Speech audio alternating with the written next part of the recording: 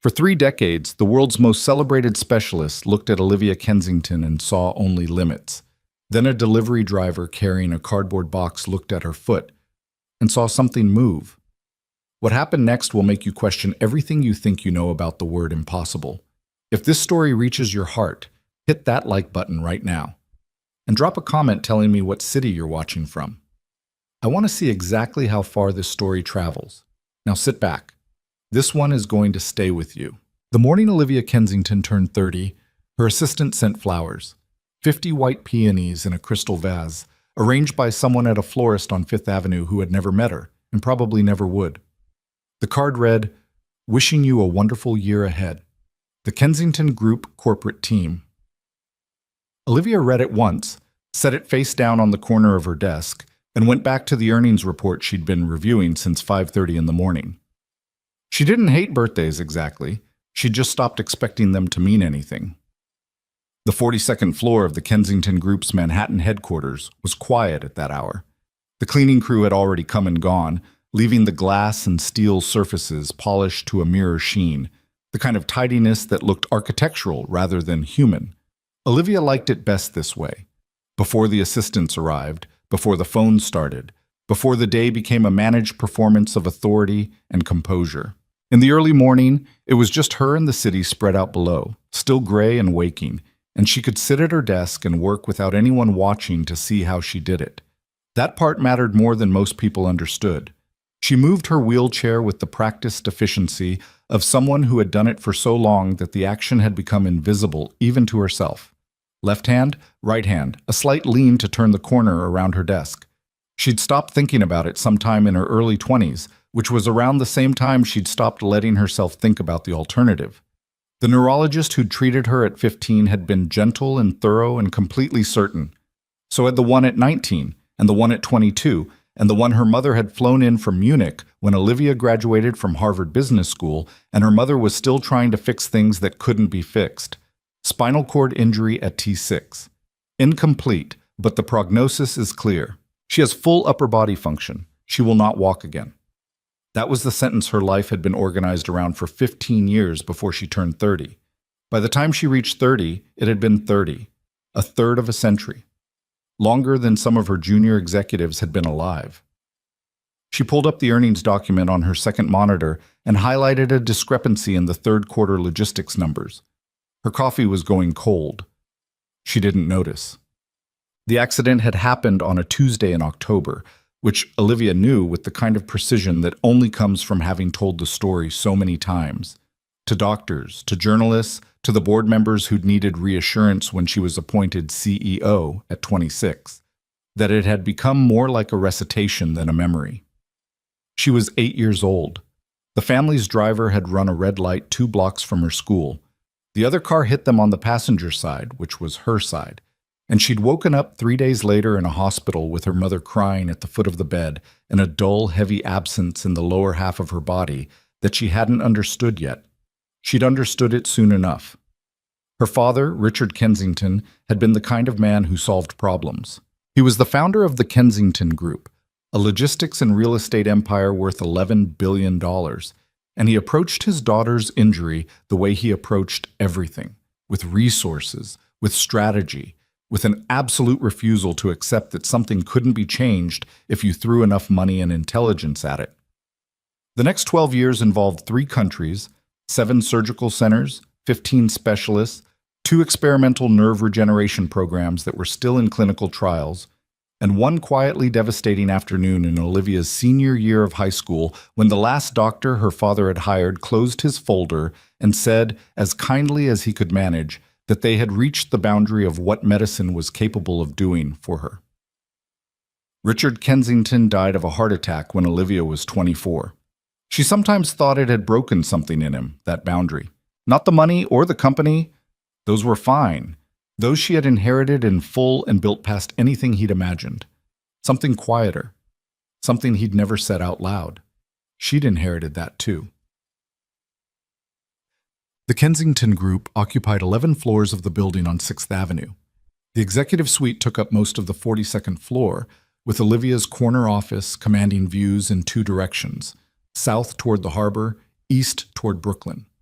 The office had been retrofitted for accessibility when she took over from the interim CEO, who'd managed the transition after her father's death, and it had been done well. The same could be said for most of her life, actually. It had been retrofitted for accessibility and done well, and the result was a version of existence that was functional and powerful and missing something she couldn't precisely name. She was reviewing the third-quarter logistics discrepancy when Marcus, her chief of staff, appeared in the doorway at 7:45 with a tablet in one hand and a look on his face that meant something had gone sideways. "Morning," he said. "Happy birthday." "What happened?" "The Meridian shipment. It was supposed to clear customs in Newark yesterday. It didn't. There's a hold on the medical equipment in the container." Olivia set down her pen. "Which medical equipment?" "The rehabilitation systems for the Portland clinic, the ones they've been waiting on since August." She pulled up the file from memory, which she could do with most active accounts because she'd always had the kind of brain that stored logistics like other people stored phone numbers. The Portland Children's Rehabilitation Clinic was a nonprofit she personally funded, quietly, through a shell account that kept the Kensington name off the records. It served kids with spinal injuries, paralysis, traumatic brain injuries, 53 kids currently in active programming. She had never visited in person. "Get someone to the Newark facility today," she said. "Not a courier service. One of our people, someone who can push through a manual release. I want those systems on a truck to Portland by 6 o'clock. Our regular freight coordinator is out sick. I can send... Use whoever we have available," she said. "Just get it done." Marcus nodded and disappeared. Olivia turned back to the earnings report. The coffee was cold. She still didn't notice. Miss it. Logan Brooks woke up at 5:15 to the sound of his daughter calling his name from down the hall. He lay still for 3 seconds, a habit he'd developed not from laziness but from the need to collect himself before the day started, because the day started hard and didn't let up. And then he pushed back the covers and went to her room. Stella was 7 and small for her age and had her mother's eyes, which Logan was still in the process of learning to look at without feeling something complicated happen in his chest. She was sitting up in bed with her hair pushed sideways from sleep and her stuffed rabbit, whose name was Captain, pressed against her cheek. "I had the dream again," she said. Logan sat on the edge of her bed. "The one with the ocean? The one where I can't find you?" He pulled her in and held her for a minute without saying anything, because there wasn't much to say, and she wasn't really asking for words. She was 7. She'd lost her mother 14 months ago. She needed him to be there and solid, and that was the one thing he could do reliably, even when everything else was falling apart. "I'm right here," he said. "I know," she said. "But in the dream, you're not." He held her until she stopped being rigid, until her breathing evened out and she started pulling at a loose thread on his sleeve the way she did when she was coming back to herself. Then he got her settled again, brought her a glass of water, turned the nightlight back on because she'd turned it off herself last week and then regretted it, and went to the kitchen to make coffee and figure out how to fit 3 shifts into one day. Logan was 32 and had been in New York for 6 years, arriving from a small city in Ohio with a mechanical engineering degree from a state university that had not yet opened any of the doors he'd expected it to open. He'd worked in manufacturing quality control, in warehouse management, in 2 different startups that had failed in ways that were instructive but not lucrative. When his wife, Dana, got the position at a design firm in Manhattan, they'd moved into a 2-bedroom apartment in Astoria and told themselves it was temporary, a launching point, the kind of not yet that eventually becomes yes. Dana died in a car accident on the BQE on a Sunday morning in March. She'd been on her way back from a client meeting in Long Island City. The other driver was drunk at 10 in the morning, which was the kind of detail that Logan had spent a long time trying to find meaning in before he accepted there wasn't any. After the funeral, after the weeks of people bringing food and sitting in his living room and asking if he was okay, after all of that, he had to figure out how to raise Stella and pay rent in New York City on a single income. His engineering degree was good, but the positions it qualified him for required either relocation or hours that would mean Stella in daycare until 7 or 8 at night, which wasn't something he was willing to do. So he'd built a patchwork, a part-time position doing inventory management for a mid-size electronics distributor 3 days a week, and a contract gig with a logistics company called Aero Freight that handled specialized deliveries for corporate accounts. Aero Freight paid better than it should have and asked more than it should have. Logan was fine with both. The call from Aero Freight came in at 8:30. "We've got a priority pickup from the Newark Customs facility," said the dispatcher, a woman named Carol who communicated exclusively in flat, task-oriented sentences that Logan had come to appreciate. "Medical equipment hold. The client wants manual release pushed through and same-day delivery to a staging location in Midtown. It's going to take some paperwork." "How much paperwork?" "You'll need to talk to a supervisor at Customs, probably 2 supervisors. Client account is Kensington Group. They want it handled by noon." Logan looked at the clock on the microwave. Stella was at school until 3. He had the electronics job in the afternoon, but he could push that call to tomorrow if he needed to. "I can do it," he said. "Send me the documentation." He was in his car by 8:50, the documentation loading on his phone, a coffee going cold in the cup holder. He had learned to drink cold coffee so gradually that he no longer noticed it, which was not a skill he'd set out to develop. The customs facility in Newark was exactly as frustrating as Carol had implied it would be. The first supervisor was apologetic and unhelpful. The second supervisor was neither but eventually located the correct form. There was a third person, a compliance officer whose title Logan never got clearly, who reviewed the documentation for 25 minutes before approving the release. The entire process took 2 hours and 40 minutes, during which Logan stood at a counter, sat in a plastic chair, stood at the counter again, and drank bad vending machine coffee that was somehow worse than no coffee at all. He was loading the last of the equipment crates into the back of the freight van when his phone rang. Kensington Group. "Mr. Brooks?" The voice was a man's, but Marcus, the chief of staff whose name was on the account paperwork. "I'm checking on the Newark situation." "Loading now," Logan said, closing the van door. "I should be in Midtown by 1 o'clock, depending on the tunnel." "Good. There's been a slight change. Ms. Kensington would like the equipment staged in the building's loading dock, but she also wants someone to walk her through the shipping manifest in person before it goes out to Portland. Are you able to do that?" Logan had done this before. Clients who wanted a human being standing in front of them to confirm what a spreadsheet already said. It added time, but it was part of the job. "Sure," he said. 1 o'clock. He didn't know anything about Olivia Kensington except that she ran a company whose name was on a lot of the freight he handled, and that someone in her office was apparently very particular about medical equipment. The Kensington Group's loading dock was in the basement of the building on 6th Avenue, and the freight elevator that served it was slow and smelled like machine oil and decades of use. Logan rode it up to the 42nd floor with the shipping manifest in a folder, his work shirt slightly dusty from the warehouse, and a general expectation that the meeting would take 15 minutes. The woman who met him in the reception area outside Olivia's office was a junior assistant named Priya, who was professional and efficient, and looked at his work shirt with an expression that stopped just short of visible judgment. She asked him to wait. He waited. The office beyond the glass wall was large and precisely arranged, and the woman at the desk had her back to him, talking on a phone and making small, decisive marks on a printed document. When she turned around and wheeled toward the door, Logan noticed a few things in quick succession. She was young, younger than he'd expected for someone running a company this size. She was beautiful in the kind of way that seems to come from structure rather than effort. Sharp features and direct eyes that looked at you with the flat appraisal of someone who had learned early that most people underestimated them. She moved the wheelchair with a total absence of self-consciousness that he recognized as the product of years, not attitude. And she looked at him the way she probably looked at everyone new, like she was waiting to find out whether he was worth the time. "You're from Aero Freight?" she said. "Logan Brooks." He offered his hand. She shook it, firm, brief. "I've got the manifest for the Portland shipment. Come in."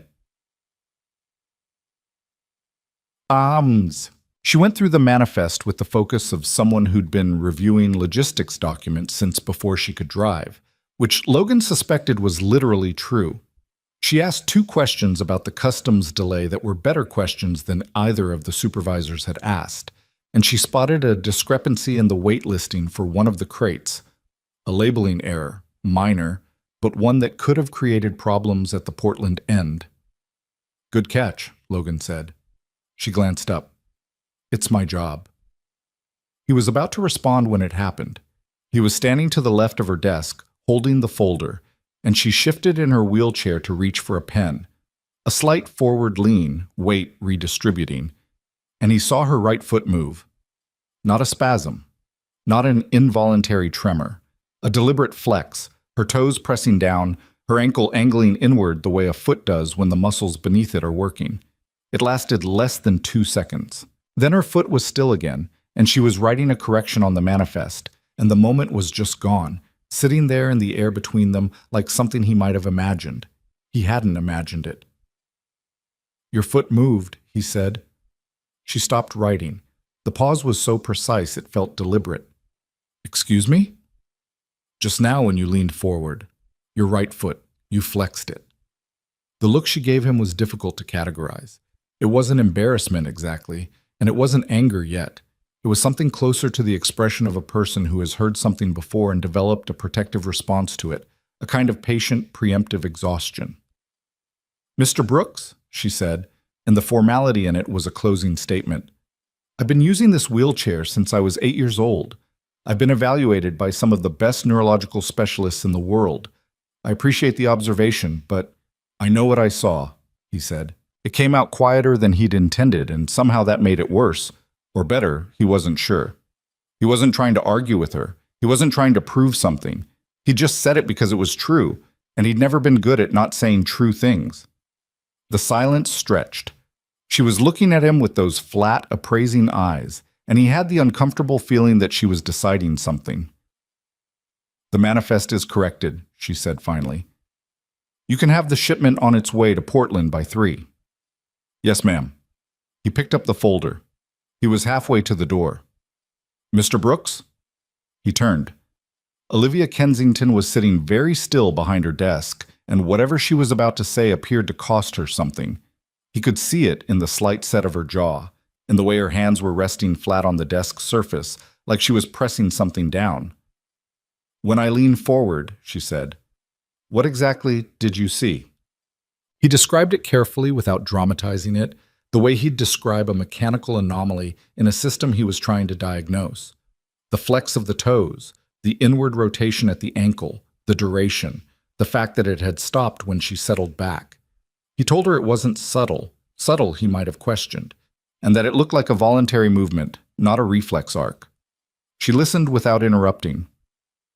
"I've had involuntary muscle responses before," she said when he was done. "Spasms. It's not uncommon with my injury type." This didn't look like a spasm. "And you're qualified to make that distinction because—" "Mechanical engineering," he said, "not medicine. But I've spent a long time working around equipment that fails in unexpected ways. And what I know is that unexpected movement in a system that's supposed to be static is usually worth paying attention to." She looked at him for a long moment. Then she looked at her right foot. She leaned forward slowly, deliberately, and concentrated. Nothing happened. She tried again, a different angle, and still nothing. Her face went through something complicated. Irritation, then the particular kind of pain that comes from trying and failing, and she sat back. "I can't reproduce it," she said. Her voice was controlled. "It happened," Logan said. "I saw it." "You saw something?" "Yeah, I did." She was quiet for a moment. Then, with the tone of someone offering something against their better judgment, "I have a standing appointment with a physical therapist every other week. It's maintenance. There's no treatment plan." Logan nodded. "I'll mention it to her," Olivia said. "That's all I'm agreeing to. And you don't mention this to anyone associated with this company or this account. Understood?" "Understood," he said. He left her office with the corrected manifest and the freight van still double-parked in the loading zone, and an unsettled feeling he couldn't quite name. Not triumph, not certainty, just the low hum of something that hadn't been closed yet. Bon. He was in Astoria by 3:15 to pick up Stella from the neighbor who watched her after school on his Aero freight days. Stella came out with paint on her elbow and her backpack hanging off one shoulder and immediately wanted to know if they could get dumplings for dinner. "Dumplings are expensive," Logan said, "not the ones from the cart." He couldn't argue with that. They got dumplings from the cart on the corner and ate them at the kitchen table while Stella told him in elaborate detail about a disagreement she'd had with a boy named Owen over who had correctly identified a bird in their class nature journal. The bird was, apparently, a cedar waxwing. "Were you right?" Logan asked. "Obviously." She dipped a dumpling. "Do you know what a cedar waxwing looks like?" "Not really." She got up and got her nature journal and showed him. He looked at the bird, then at his daughter, then at the nature journal again. He thought, briefly and without knowing why, about a woman sitting behind a large desk on the 42nd floor of a building in Midtown, looking at her own right foot. "Yeah," he said. "That's a cedar waxwing." Stella nodded with the satisfaction of someone who'd expected nothing less. 3 days later, Logan's phone rang from an unknown number. He almost didn't answer. "This is Olivia Kensington." He pulled the car over. He was between runs, heading back through Queens, and put it in park. "I spoke to my physical therapist," she said, "Dr. Renata Marsh. She's been working with me for 4 years. She reviewed the session notes from this week." A pause. "She said she's noticed some inconsistencies in my response patterns over the past several months that she hasn't been able to explain. She dismissed them as data artifacts. Measurement inconsistencies." Logan didn't say anything because he didn't know yet what she wanted from him. "I'm not saying you were right," Olivia said. "I'm saying there might be something worth looking at more carefully. Dr. Marsh wants to run a new EMG, electromyography, to get current readings on motor nerve activity." "Okay," Logan said. "I wanted to tell you," she said, and there was something slightly awkward in it, as if she wasn't entirely sure why she was telling him and was already halfway regretting the call. "I appreciate it," he said. "I don't know why I'm telling you," she said. "I think," Logan said carefully, "because you wanted someone to know. Not your team, not the specialists, just someone." The silence on the line had a different quality than he expected. Not offense, something more uncertain. "The EMG is Friday," she said finally. "I'll have results by next week." "I hope they show something," he said. Another pause. "So do I," she said. "Don't tell anyone about this conversation either." "I won't." She hung up. Logan sat in the parked car for a moment with the phone in his hand, watching a pigeon investigate a crack in the sidewalk. Then he pulled back into traffic and drove. The EMG results came back on a Wednesday, and Olivia stared at them for 45 minutes before she called Dr. Marsh. "Tell me what I'm looking at," she said. Renata Marsh had a careful, unhurried way of speaking that Olivia had valued for 4 years, specifically because it contained no false comfort. She didn't soften things. She laid them flat. "There's residual motor activity in several muscle groups below your injury level," Renata said. "It's low amplitude, inconsistent, but it's there. It shouldn't be, based on your previous imaging." "But it is. But it is." Olivia set the EMG report down. "What does that mean?" "It could mean several things. It could mean the original imaging was limited by the technology available in 2002. It could mean there's been some spontaneous, incomplete recovery that no one has been monitoring for because recovery was considered ruled out. Or," Renata paused in a way that felt deliberate, "it could mean that your injury was always incomplete in ways that weren't fully characterized, and that the gap between what you were told and what your nervous system has been doing for 30 years is larger than anyone understood." Olivia was quiet for a moment. "You should have caught this."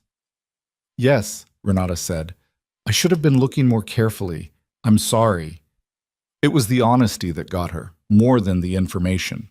Olivia had been dealing with doctors her whole adult life, and most of them were careful, and some of them were brilliant, and almost none of them said "I'm sorry" without also immediately explaining why it wasn't entirely their fault. "What do we do now?" Olivia asked. "I want to refer you to someone," Renata said. "Dr. Yuki Tanaka. She's at Columbia Presbyterian. She specializes in incomplete SCI recovery and neural retraining. She's seen cases like yours before. Not identical, but similar." "Cases that were written off." "Cases that were written off," Renata confirmed. Olivia looked out the window at the city below. It was early evening. that specific gray-gold hour when the light hit the glass of the buildings opposite and turned them into something that almost looked warm. "Schedule it," she said. She called Logan that evening. She told herself it was a courtesy, a simple exchange of information, the completion of a loop that had started in her office with a shipping manifest and an observation she hadn't asked for. She told herself that and dialed anyway. "They found motor activity," she said when he picked up. "Residual. In muscle groups that were supposed to be gone." She heard him exhale. It wasn't a dramatic sound, it was just breath, and somehow that was more tolerable than an exclamation would have been. "What happens next?" he asked. "I'm being referred to a specialist at Columbia, someone who works with cases like mine." The phrase felt strange, cases like hers, like there were others. "I don't know what's going to come of it." "No," he said, "but you're going to find out. I might find out it's nothing, that the activity is too low to be meaningful." "Maybe," he said, "but at least you'll know." She was quiet for a moment. Through the window, the city was fully dark now, and the glass of the buildings opposite had gone back to just glass. "Why did you say something?" she asked. "When you saw it, most people wouldn't have." She heard him think about it. Actually think, not just reach for the first available answer. She found she respected that. "I work in logistics," he said. "My whole job is noticing when something is off and saying so. Most of the time it's a mislabeled crate or a weight discrepancy. This time it was something else." A pause. "I just said what I saw, that's all." "Most people see what they expect to see," Olivia said. "Yeah," Logan said. "I know." She almost said thank you. The word was right there. She let it go. "I'll keep you updated," she said instead. "If that's acceptable." "It's acceptable," he said. She hung up and stayed at the window a while longer. And the city did its usual, indifferent thing of going on being itself, regardless of what any individual person was feeling about it. And Olivia thought about a foot that moved and a man who'd noticed, and about 30 years of being absolutely certain about what was impossible. She wasn't certain anymore. That was the most frightening thing that had happened to her in a very long time. Dr. Yuki Tanaka's office at Columbia Presbyterian was nothing like the specialists Olivia had seen over the years. There were no diplomas arranged in a careful arc above the desk, no framed citations from medical journals, no visual argument for authority. There was a whiteboard on one wall covered in diagrams, a desk buried under stacked folders, and a small cactus on the windowsill that looked like it hadn't been watered in several weeks but was surviving anyway. Olivia noticed the cactus first and then felt strange about noticing it. Tanaka herself was 60-something, Japanese-American, with reading glasses pushed up on her forehead and the kind of direct, unhurried attention that made you feel like she had nowhere else to be. Which was probably not true, given that her scheduling coordinator had told Olivia she was fitting her in between 2 other appointments and a grant review committee call, but it didn't feel that way. "I've read your file," Tanaka said. "All of it. The original injury report from 2002, the surgical records, the neurological assessments, all 7 of them." She set the folder on the desk in a way that was almost gentle, the way you'd set down something fragile. "I want to tell you something before we start, and I'd like you to hear it without immediately deciding what it means. Can you do that?" Olivia said, "I'll try." "The assessments you've had over the years were not wrong exactly," Tanaka said, "but they were incomplete. The imaging technology available in 2002 and even in 2009, when your last comprehensive scan was done, had real limitations in resolving certain types of nerve pathway structures. What reads as absent on older imaging sometimes isn't absent.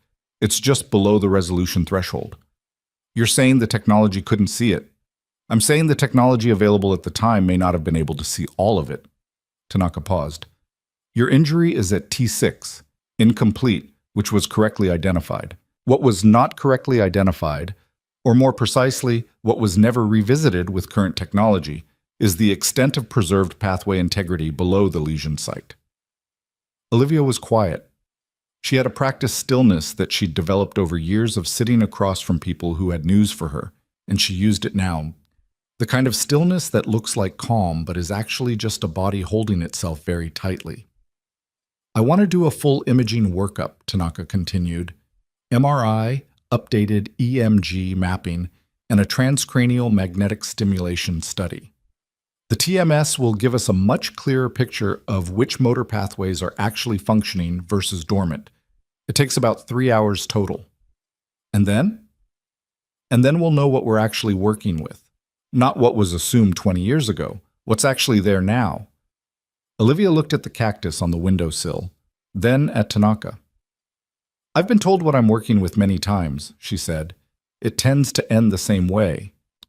I know, Tanaka said. She didn't say this time will be different, and Olivia noticed that specifically, the absence of it. But those conclusions were based on incomplete information. I'm not asking you to hope for anything yet. I'm asking you to let me see what's actually there. That was the part that was hardest, and Tanaka seemed to know it without being told. Not the tests, not the possible results, but the opening back up of a question Olivia had spent 30 years learning to treat as answered. Schedule the imaging, Olivia said. Seb. She didn't tell Marcus. She didn't tell the board or her mother, who was retired in Connecticut, and still called every Sunday with a careful cheerfulness that contained, somewhere underneath it, the same grief she'd carried since Olivia was 8. She didn't tell anyone in her professional orbit, which was most of her orbit. She told Logan. She wasn't entirely sure why. She thought about it on the drive back from Columbia, sitting in the back of the car while her driver navigated the FDR, watching the river go by. Logan Brooks was a contract freight worker she'd met 11 days ago over a shipping manifest. He had no connection to her medical history, no stake in the outcome, no professional obligation to the situation. Maybe that was exactly why. She texted him. Saw the specialist at Columbia. Imaging scheduled for next Thursday. She thinks there may be preserved pathway integrity that was never properly mapped. He responded 12 minutes later, which she found herself tracking without meaning to. That's significant. How are you doing with it? She started typing fine and deleted it. Then typed, I don't know, and sent that instead. That makes sense, he wrote back. It's a big thing to sit with. She put her phone down and watched the river. Guachinat. The imaging took 3 hours and 20 minutes, which was more than Tanaka had estimated, because Olivia's nervous system did something during the TMS study that made the technician pause the protocol and check her equipment twice before confirming that the readings were accurate. Olivia lay in the scanning room and stared at the ceiling and tried not to want anything, which was something she had significant practice at and which she found, this time, was harder than usual. Tanaka reviewed the results herself rather than sending them through a resident. She called Olivia the following morning. I want to show you something in person, she said. Can you come in today? Olivia moved 3 meetings. I'll be there at noon. Bon. The images on Tanaka's screen were in colors Olivia had never learned to read. Blues and yellows and bright patches of red indicating activity, cold dark zones indicating absence. Tanaka walked her through them with the whiteboard and a marker, drawing lines and arrows, explaining in plain language what each region meant. These red areas, Tanaka said, circling a cluster with the marker, are motor pathway activity, cortical signals traveling down the spinal cord. In a complete injury, you don't see them. In a standard incomplete injury at T6, you'd expect to see them stop here, she made a mark, or become very degraded. What you're showing me is different. Olivia looked at the screen. She made herself look carefully, the way she looked at logistics data, without projection, without wanting the numbers to say something specific. The pathways are present, Tanaka continued. Degraded, yes. Significantly compressed and partially demyelinated, but present.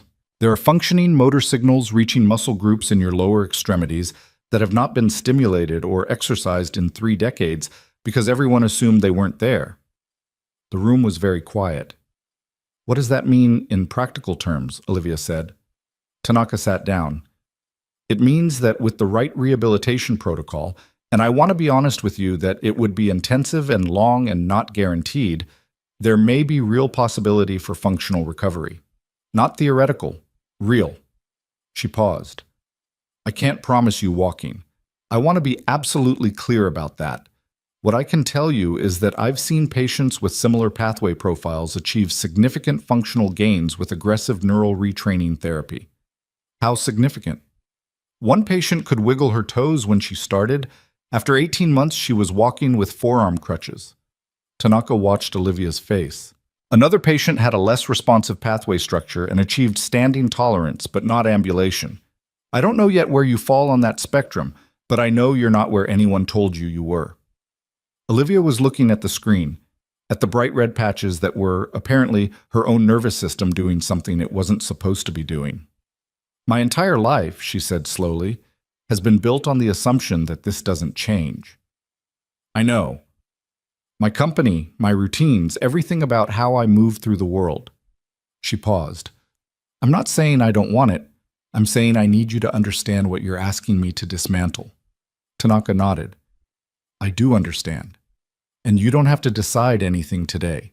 But I'd like you to think about it seriously. Because what I'm looking at here, she gestured at the screen, represents an opportunity that has a timeline. Neural pathways that have been dormant this long can be reactivated, but the window for meaningful retraining isn't unlimited. The longer we wait, the harder it gets. Olivia looked at the screen for a long moment. Then she said, "What do we do first?" She told Logan that evening, standing, or rather sitting, in her office after everyone had gone home, the city spread out below the way it was every evening, indifferent and enormous, and lit up like something that didn't know how to stop. She wants to start with 6 weeks of intensive assessment, Olivia said. Baseline measurements, designing the protocol. Then rehabilitation begins. She's estimating at least a year of work before we know what the ceiling is. How do you feel about a year? Logan asked. He was at home. She could hear the ambient sound of his apartment. Something that might have been the television from another room. A child's voice, briefly, and then gone. I feel like a year is nothing, Olivia said. I've been in this chair for 30. True. I also feel like a year is an enormous amount of time to spend on something that might not work. Also true, Logan said. She appreciated that he didn't try to resolve the contradiction for her, just held both sides of it with her. It was an unusual quality. Most people, when faced with someone else's ambivalence, felt compelled to push one direction. She was honest with me, Olivia said. Tanaka. She didn't promise anything. She said she's seen patients in similar situations walk with crutches, and she's seen patients in similar situations not achieve ambulation. She doesn't know where I land. But she thinks there's something to work with. Yes. Logan was quiet for a moment. Then you work with it, he said. That's all you can do. You work with what's actually there instead of what everyone assumed was there. It was a simple thing to say. Simple things were often the most accurate. There's going to be pain, Olivia said. Tanaka was clear about that too. Waking up nerve pathways that have been dormant, it's not comfortable. She described it as resensitization, which I'm fairly certain is a clinical way of saying it's going to hurt. Are you telling me because you're worried or because you needed to say it out loud? She considered that. Both, she said. And I'm not someone who talks about things like this, usually. I know, he said. But you called. She had. She'd called instead of texted this time, without entirely planning to. She found the sound of an actual human voice more useful for certain kinds of information, and she was still figuring out what category Logan fell into. Your daughter, Olivia said. I heard her in the background. She's supposed to be asleep, Logan said. She's definitely not asleep. How old is she? 7. Her name is Stella. Olivia nodded, though he couldn't see it. Does she know what you do, the freight work? She knows I drive a big van sometimes, which she finds very impressive. A beat. She's going through a phase where she wants to know the exact weight of everything. Like, she'll pick up an orange and ask me how many grams it is. I've had to start looking things up. Olivia felt something shift in her chest that she didn't have an immediate word for. It wasn't pity. She'd been on the receiving end of pity her whole life, and she could identify it immediately. It was something else. Something that had to do with the specific texture of the detail, the orange and the grams, the child who wanted to know the weight of things, and the father who looked them up. You should go put her to sleep, Olivia said. Probably, Logan said. You gonna be okay? No one had asked her that in a long time without it feeling performative. "I don't know yet," she said. "Ask me in a year." The first session with Tanaka's rehabilitation team was on a Thursday morning in late October, in a room on the fourth floor of the Columbia Rehabilitation Wing that smelled like floor cleaner and hard work. There were mats, parallel bars, equipment she didn't recognize, and a physical therapist named Bernard who was built like a former athlete and had the patient, measuring attention of someone who'd spent years watching bodies do unexpected things. "We're starting with sensory mapping today," Bernard told her. "I'm going to touch different points on your lower body, and I need you to tell me exactly what you feel. Not what you think you should feel. What you actually feel." "I feel very little below my waist," Olivia said. "That's been consistent for 30 years. "Okay," Bernard said. "Let's find out what consistent looks like today." What consistent looked like today turned out to be more complicated than 30 years of certainty had suggested. There were areas of complete absence, just as she'd always known. But there were also areas, patches really, scattered and inconsistent, where the sensation was not absence but something more like noise. A vague, buzzing wrongness when Bernard pressed the end of the instrument against her shin, a faint pressure that registered on her right outer thigh. Not normal sensation, not what it would feel like in someone without her injury, but not nothing either. She had made herself not cry in medical settings since she was 14 years old. She maintained that. Bernard was matter-of-fact about it, clinical and careful, noting each response without attaching drama to it. "This is actually a better sensory landscape than I expected," he said, reviewing his notes.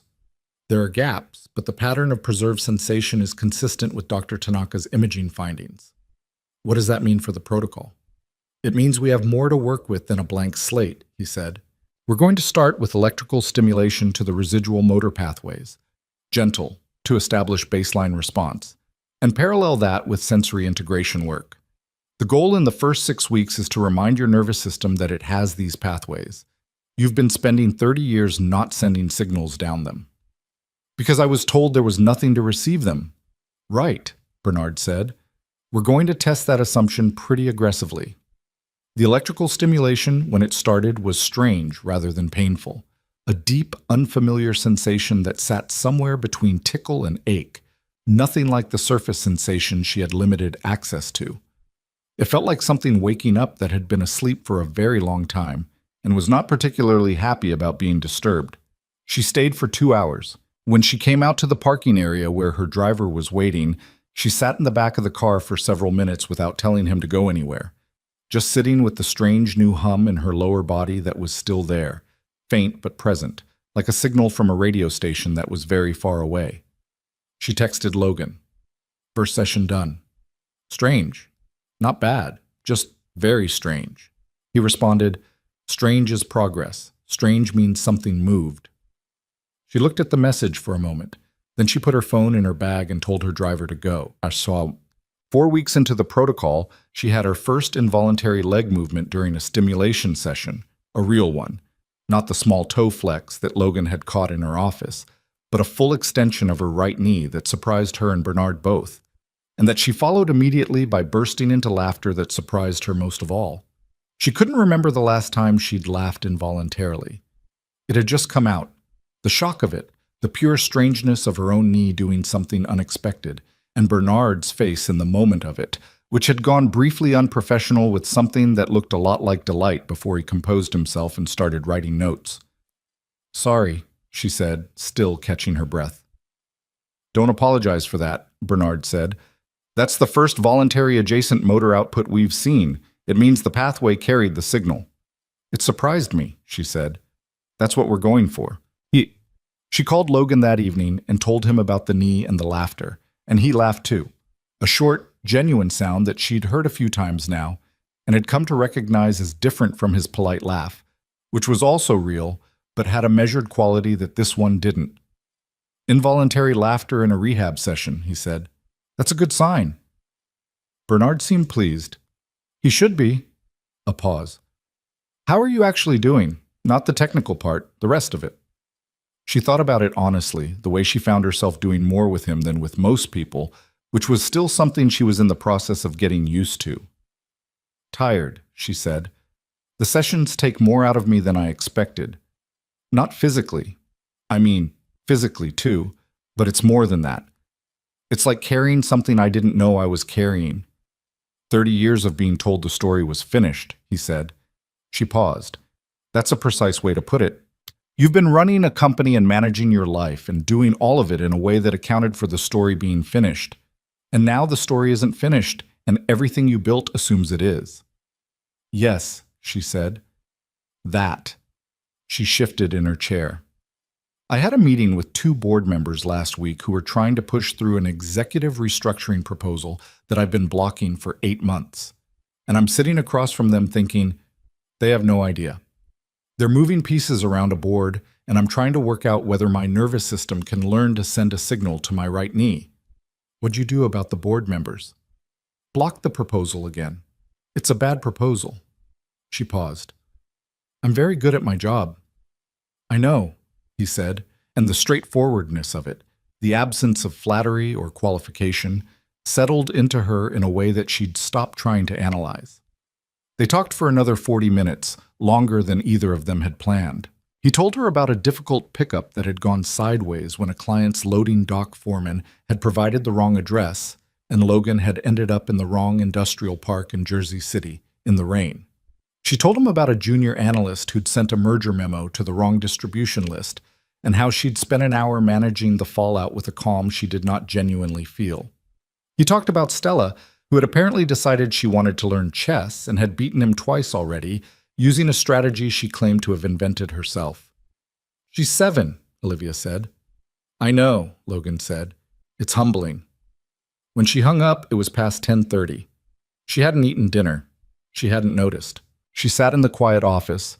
She'd stopped going home early now, the way she'd been doing lately after rehab days when the tiredness sat too heavy in the evenings. And she thought about the way the conversation had moved, how naturally it had covered his day and her day without any particular urgency, without the managed information quality of her professional relationships or the careful gentleness of her mother's Sunday calls. It was something she didn't have a clean word for, and she was at a point in her life where she found it easier to sit with things she couldn't name than to rush them toward definition. The therapy was teaching her that, if nothing else, the patience for process, the willingness to wait for the signal to arrive instead of deciding in advance that it wasn't coming. Her right knee had moved today, unexpectedly, involuntarily, and it had made her laugh. She couldn't remember the last time her own body had surprised her. She found she wanted it to happen again. The thing about pain that no one tells you, or that Olivia had never let anyone tell her because she'd stopped the conversations before they could get there, is that it has layers. The surface layer is the one you can describe to a doctor. Sharp, dull, burning, pressure. The kind that shows up on a numbered scale. But underneath that is the other kind. The kind that doesn't have a clean descriptor, that feels more like something being corrected against its will, like a bone that healed crooked being rebroken so it can set straight. That was month 3. Bernard called it resensitization, which Olivia had anticipated would be unpleasant and turned out to be something else entirely. The stimulation sessions had escalated in intensity as her pathway responses improved, and what had started as a strange, distant hum had become, by November, something that woke her up at 2 in the morning with her lower body firing signals that didn't resolve into anything recognizable. Not pain exactly, not sensation exactly. Something in between that her nervous system had no prior vocabulary for, and was clearly unhappy about having to develop one. She lay in her bedroom in her apartment on the Upper West Side on those nights, and did not call anyone and did not text anyone and simply waited for it to pass. Which it did, eventually, the way most things did. Then she went back to sleep. Then she got up at 5:30 and went to work. She didn't tell Logan about the nights at first. She told him about the session results, the improving response metrics, the expanding sensory map, the new motor outputs that Bernard was documenting with the careful excitement of someone who'd trained for years to be measured and was finding it difficult. She gave him the technical version, which was accurate and complete, and left out the 2 in the morning part.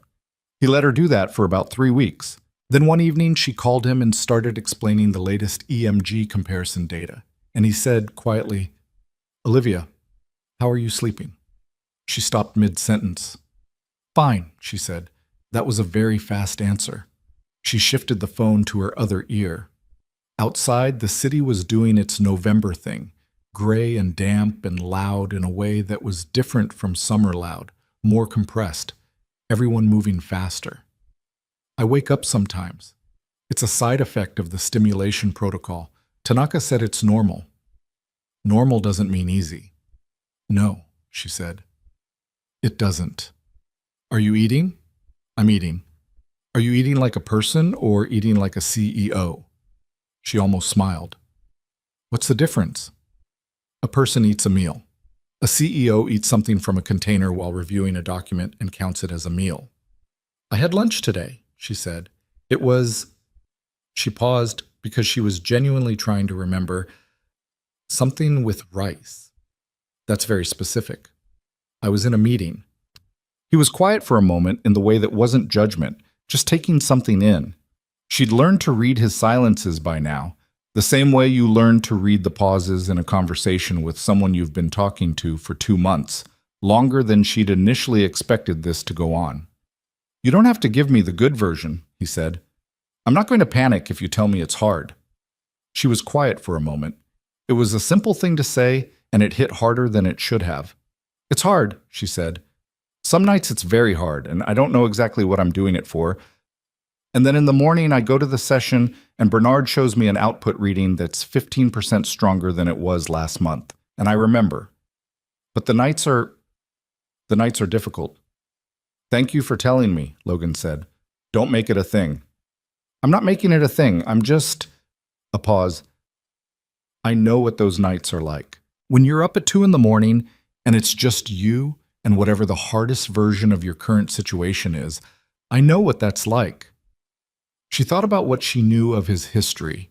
Dana, the accident, Stella at 6 years old, and a father trying to hold everything together. Yeah, she said. I imagine you do. They stayed on the phone for a while after that without it being about the rehab or the freight work or any of the practical things. Just 2 people on the phone at 9:30 on a Tuesday in November, which was a thing that had apparently become part of her life without her formally agreeing to it. The complications started the second week of December. Not medical ones. Olivia had half expected medical complications.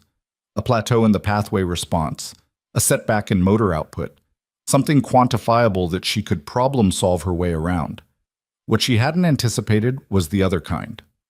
It started with a woman named Helen Marsh. Helen was 63, a founding board member of the Kensington Group, and the closest thing to a political operator that a private company's governance structure could produce.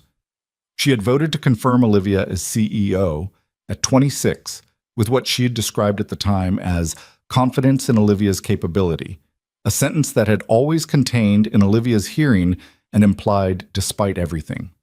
Helen was careful and strategic and had, in the past 8 months, been the primary architect behind the executive restructuring proposal that Olivia had blocked twice.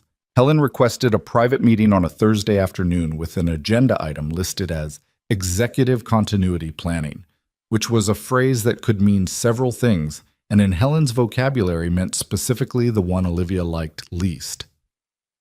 I've been hearing some things, Helen said, once they were alone in the small conference room off the executive floor. She had the kind of voice that conveyed concern so smoothly it was almost impossible to locate the knife inside it. About your schedule? About the appointments? Olivia kept her face neutral. My schedule is managed by Marcus. If there are concerns about coverage... I'm not talking about coverage. Helen folded her hands on the table. I'm talking about what happens when the market hears that the CEO of the Kensington Group is pursuing a medical intervention of uncertain outcome while managing an $11 billion company. The room was very quiet. That's a significant overstep, Helen. I'm looking out for this company's interests. You're looking out for your restructuring proposal, Olivia said, which this company doesn't need and which I've rejected twice on sound strategic grounds. Helen's expression shifted slightly, the smoothness not breaking, but adjusting. Olivia, you've given your entire adult life to this company. No one respects what you've built more than I do. But you have to understand how this looks from the outside. A CEO making significant personal decisions at a time when the company is navigating a complex acquisition landscape. My personal decisions are not board business. Everything about this company is board business. Helen paused. All I'm suggesting is that you consider the optics and perhaps think about whether this is the right time. Olivia looked at her for a long moment. Helen held it well. She always held it well. But Olivia had been reading boardrooms since she was 24, and what she saw behind the careful expression was not actually concern. It was calculation. I appreciate your perspective, Olivia said. This meeting is finished. Helen left. Olivia stayed in the conference room for 4 minutes, not doing anything, just letting the specific quality of her anger settle so she could work with it rather than from inside it. Then she called Marcus. I need everything on the secondary shareholders supporting Helen's restructuring proposal. All of them. And I need to know who she's been talking to outside the building. This is about the meeting?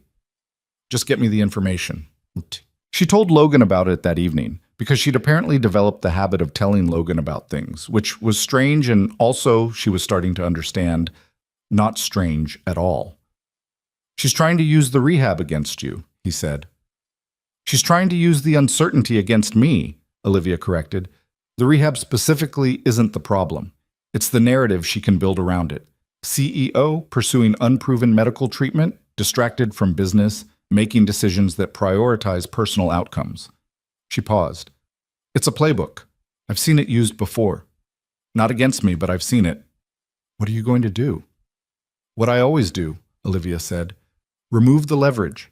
If she can't get traction among the secondary shareholders, the restructuring proposal dies. And without the proposal, she has no real vector to push on the CEO question. And you can do that? I can do that. So then the problem, Olivia said, and she heard her voice change slightly, drop into something less controlled, is that she's not entirely wrong about the distraction, about the fact that I'm doing something that takes a significant amount of my attention and energy during a complicated period. A pause. I've been leaving meetings early. I've been delegating things I would normally handle myself. Not badly. Marcus has been solid, the work is getting done, but I'm operating at 90% instead of 100, and at this level, 10% is a lot. Is 90% enough to run the company effectively right now? Yes, she said, but it doesn't feel good. No, Logan said. I imagine being 90% yourself doesn't feel good when you're used to 100. She leaned back in her chair. The city outside was darker now, December dark, and the lights in the buildings opposite were gold and sharp. She made me doubt it, Olivia said. For about 30 seconds in that conference room, she made me actually question whether this was the right time. The admission cost her something. That's what I can't forgive. Not the attempt. The 30 seconds. 30 seconds isn't a long time. For me, it is. What ended the 30 seconds? Olivia thought about it. I thought about what it would mean to stop, she said slowly. Not stopping the work or the company, stopping the sessions. Going back to where I was in October, before Tanaka, before the imaging. And I realized I couldn't.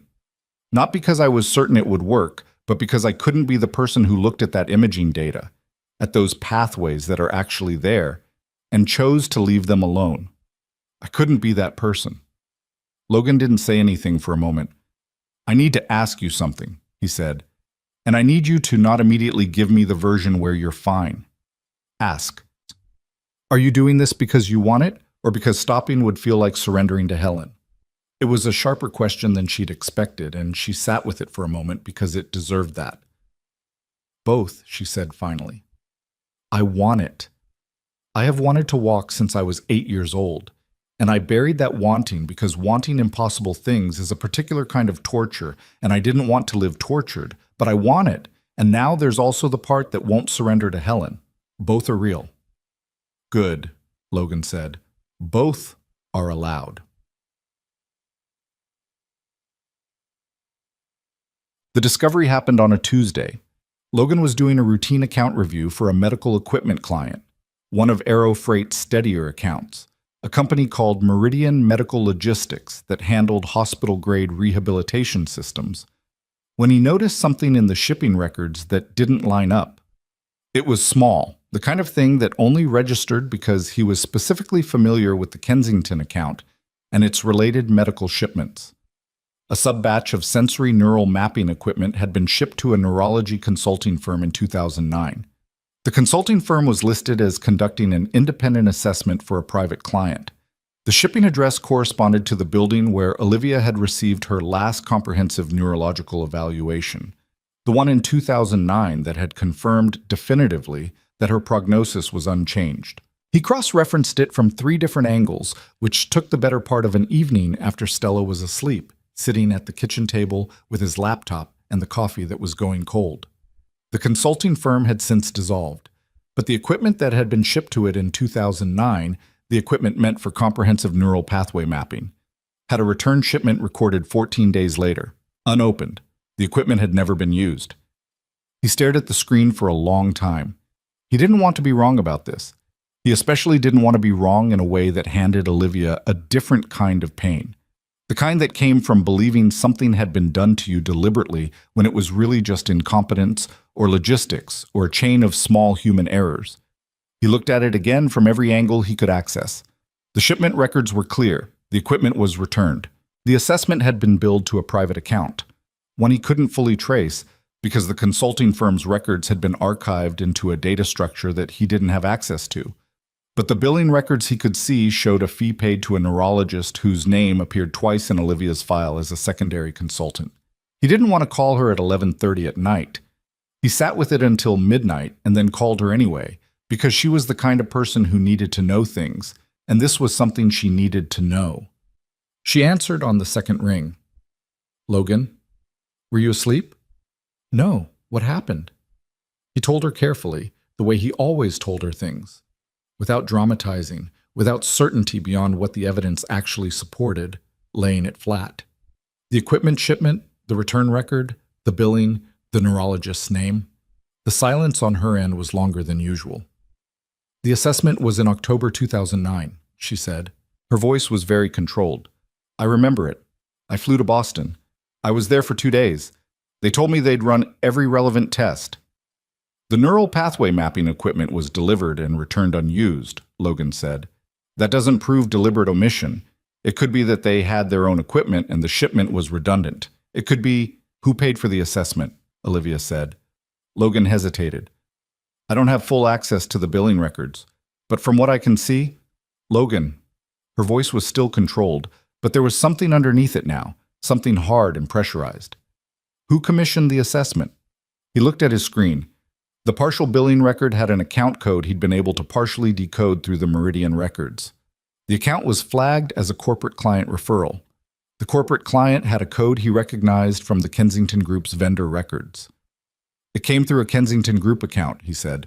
"I can't tell you which one or who authorized it from here, but the assessment was commissioned and paid for through a Kensington Group corporate account." Another silence. Longer. "My father was alive in 2009, Olivia said. Logan said nothing. "He died in 2010, she said. "He spent my whole childhood trying to find a way to fix this.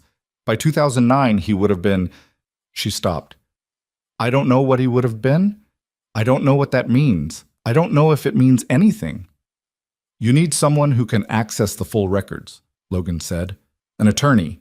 Someone who can subpoena the archived documents from the consulting firm. I can only see the surface of this." "I know." She was quiet. "I know. I just..." A sharp exhale. "I need a minute." "Take it," he said. He sat at his kitchen table and waited, listening to the sound of her breathing on the other end, which was not calm exactly, but was deliberate. The sound of someone choosing to stay in control of herself. "Why would he do that?" she said finally, and the question was not really for Logan, or not only for him. "He spent every year from when I was 8 years old trying to fix this. He hired everyone. He tried everything. Why would he... In 2009, why would he commission an assessment and then..." She stopped again. "I don't know," Logan said, "and I don't think you should assume the worst until you can see the full records. There could be an explanation." "There could be," she said, "but there might not be." "Yeah," he said, "there might not be." She was quiet for a long time. He stayed on the line and let her be quiet, which was what she needed, which he understood without her asking. "He loved me," she said finally. "Whatever this is, and I don't know what it is yet. He loved me, I know that." "I know," Logan said. "I'm going to need a lawyer with archival subpoena access," she said, and her voice had shifted back to the thing he recognized, clear and functional and oriented toward action. "And I'm not going to tell Tanaka or Bernard yet. I don't want this to touch the rehab until I know what I'm actually dealing with." "That makes sense." "This could be nothing," she said. "An equipment error, a redundant shipment, a perfectly innocent administrative chain." "It could be," Logan said. "But you don't think it is." He looked at the screen again. At the neat, clean record of equipment delivered, assessed, and returned unopened. At the billing code. At the date in October 2009, 14 months before Richard Kensington's fatal heart attack. "I don't know," he said. "But I think you need to find out." She retained the attorney the next morning, a woman named Farida Solis, who handled corporate records litigation and had the specific kind of methodical tenacity that the situation required. Farida filed for the archived records the same week, and the waiting period for the subpoena processing was 3 to 5 weeks, which meant 3 to 5 weeks of Olivia knowing there was a thing she didn't know yet and wasn't able to know yet, which was its own particular kind of difficulty. She managed it the way she managed most difficult things, by working. The board situation with Helen was developing exactly as she'd predicted. Marcus had identified 3 secondary shareholders who'd been in private conversations with Helen's office, and Olivia had initiated direct outreach to each of them with data that made the restructuring proposal look significantly less appealing than Helen had apparently been characterizing it. She prepared for the Q4 earnings presentation with the same precision she brought to every external-facing performance, because external-facing performance was something she was genuinely good at, regardless of what was happening elsewhere. She went to her sessions with Bernard 3 days a week and pushed through the evenings when the resensitization kept her awake, and told herself that what she was looking for in the records was information, not absolution, not an explanation that would make sense of a childhood spent in a hospital and a life organized around a conclusion that may or may not have been fully earned. One Thursday, 4 weeks into the waiting period, something happened in the session that made Bernard stop writing and just look at her. She had been working on standing tolerance, the parallel bars, both hands gripping, weight shifted forward, and the protocol called for 10-second intervals, hold, and release. She had been working at it for 40 minutes, which was 15 minutes longer than any previous session, and she was tired in a deep, physical way that was distinct from the tired she knew from 30 years of upper body exertion. On the 11th interval, she felt her right leg take weight. Not fully, not cleanly. The leg shook, the ankle angle was wrong, and she gripped the bars hard enough that her knuckles ached. But for approximately 4 seconds, her right leg held a portion of her own body weight, and she felt it, not as the noise sensation of the early sessions, but as real pressure, real load, bone and muscle doing what they were built for. She started shaking and could not stop. "That's okay," Bernard said from close by. "That's completely okay. Let yourself shake." "I'm not," she started, because she was going to say she was not the kind of person who shook, and then she couldn't continue the sentence because it wasn't true anymore. 4 seconds, Bernard said. "You felt it?" "I felt it." "We'll build on it." She held the bars and let herself shake, which was not something she would have allowed 3 months ago. And the shaking was not weakness, and she understood that now in a way she hadn't then. It was the body handling something real, something enormous, something that changed the story. She called Logan from the car. She didn't have words for it yet, so she just said, "My leg took weight today." And he said, "Olivia," in a voice that didn't have anything else in it, just her name, and that was enough. The records arrived on a Wednesday morning in January, and Farida Solis called Olivia at 8:45 while Olivia was already at her desk, which was where she'd been since 6:15 because sleep had become something that required more effort than it used to, and she'd stopped forcing it. "I've reviewed everything," Farida said, without preamble, because Olivia had told her at the outset that she did not want preamble. "I want to go through it with you in person. Can you come to my office today?" "How bad is it?" A pause. Not a dramatic one. Farida was not a dramatic person, but a considered one, the pause of someone selecting words with care. "It's complicated," she said. "There are things in here that are going to be hard to read. I'd rather walk you through them than have you read them alone." Olivia looked out the window. January in New York was gray and flat, the kind of cold that didn't announce itself dramatically, but just sat on everything. "I'll be there at noon," she said. She told Marcus she had a legal consultation and not to schedule anything until 3. He didn't ask questions, which was one of the things she valued most about him. Farida's office was in Midtown, 8 blocks south, on a floor that smelled like old paper, and the particular kind of quiet that accumulates in places where difficult information regularly changes hands. Farida was at her desk with the archived documents organized in 3 separate folders, color-coded in a way that suggested she had been sorting through them for most of the previous day.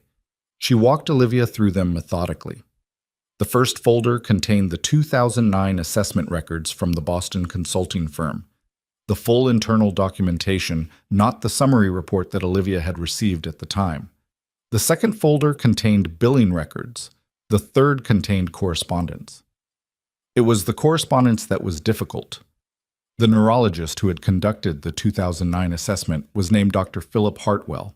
He was retired now, in his late 70s, and based on the archived correspondence, he had communicated extensively with Richard Kensington's personal executive assistant during the 2 months prior to Olivia's evaluation.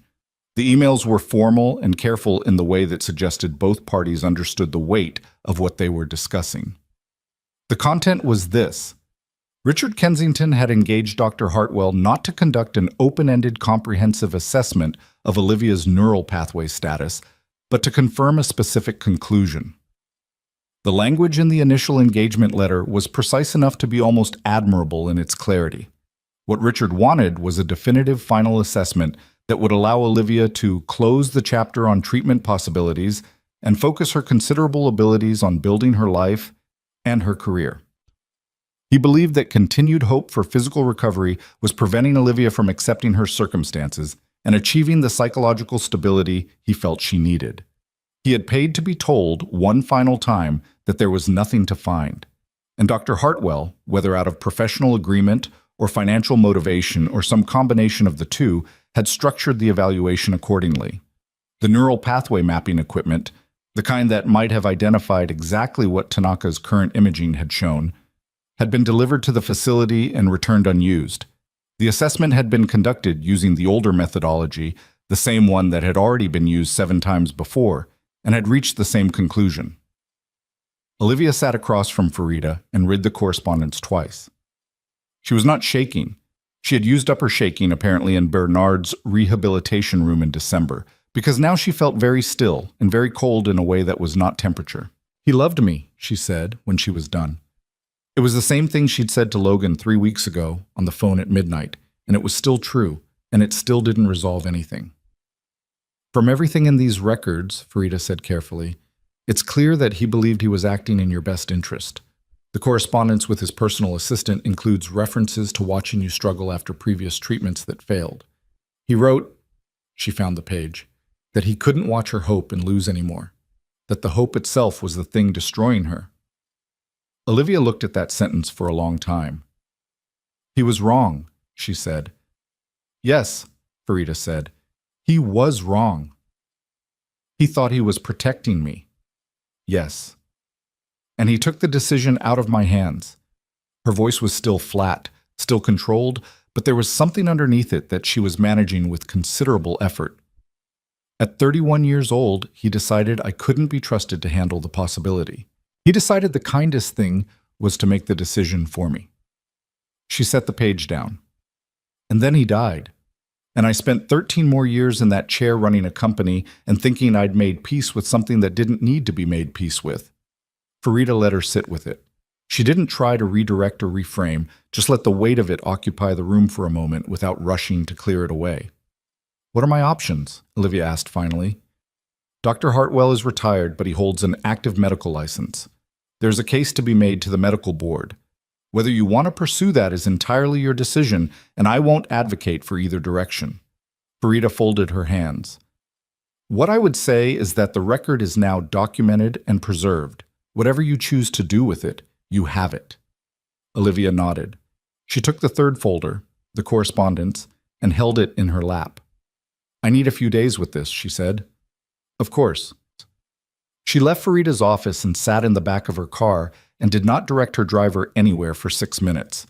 Just sat with the folder on her lap and the city going about its business outside the window, everyone moving with the particular winter urgency of people who needed to be somewhere warm.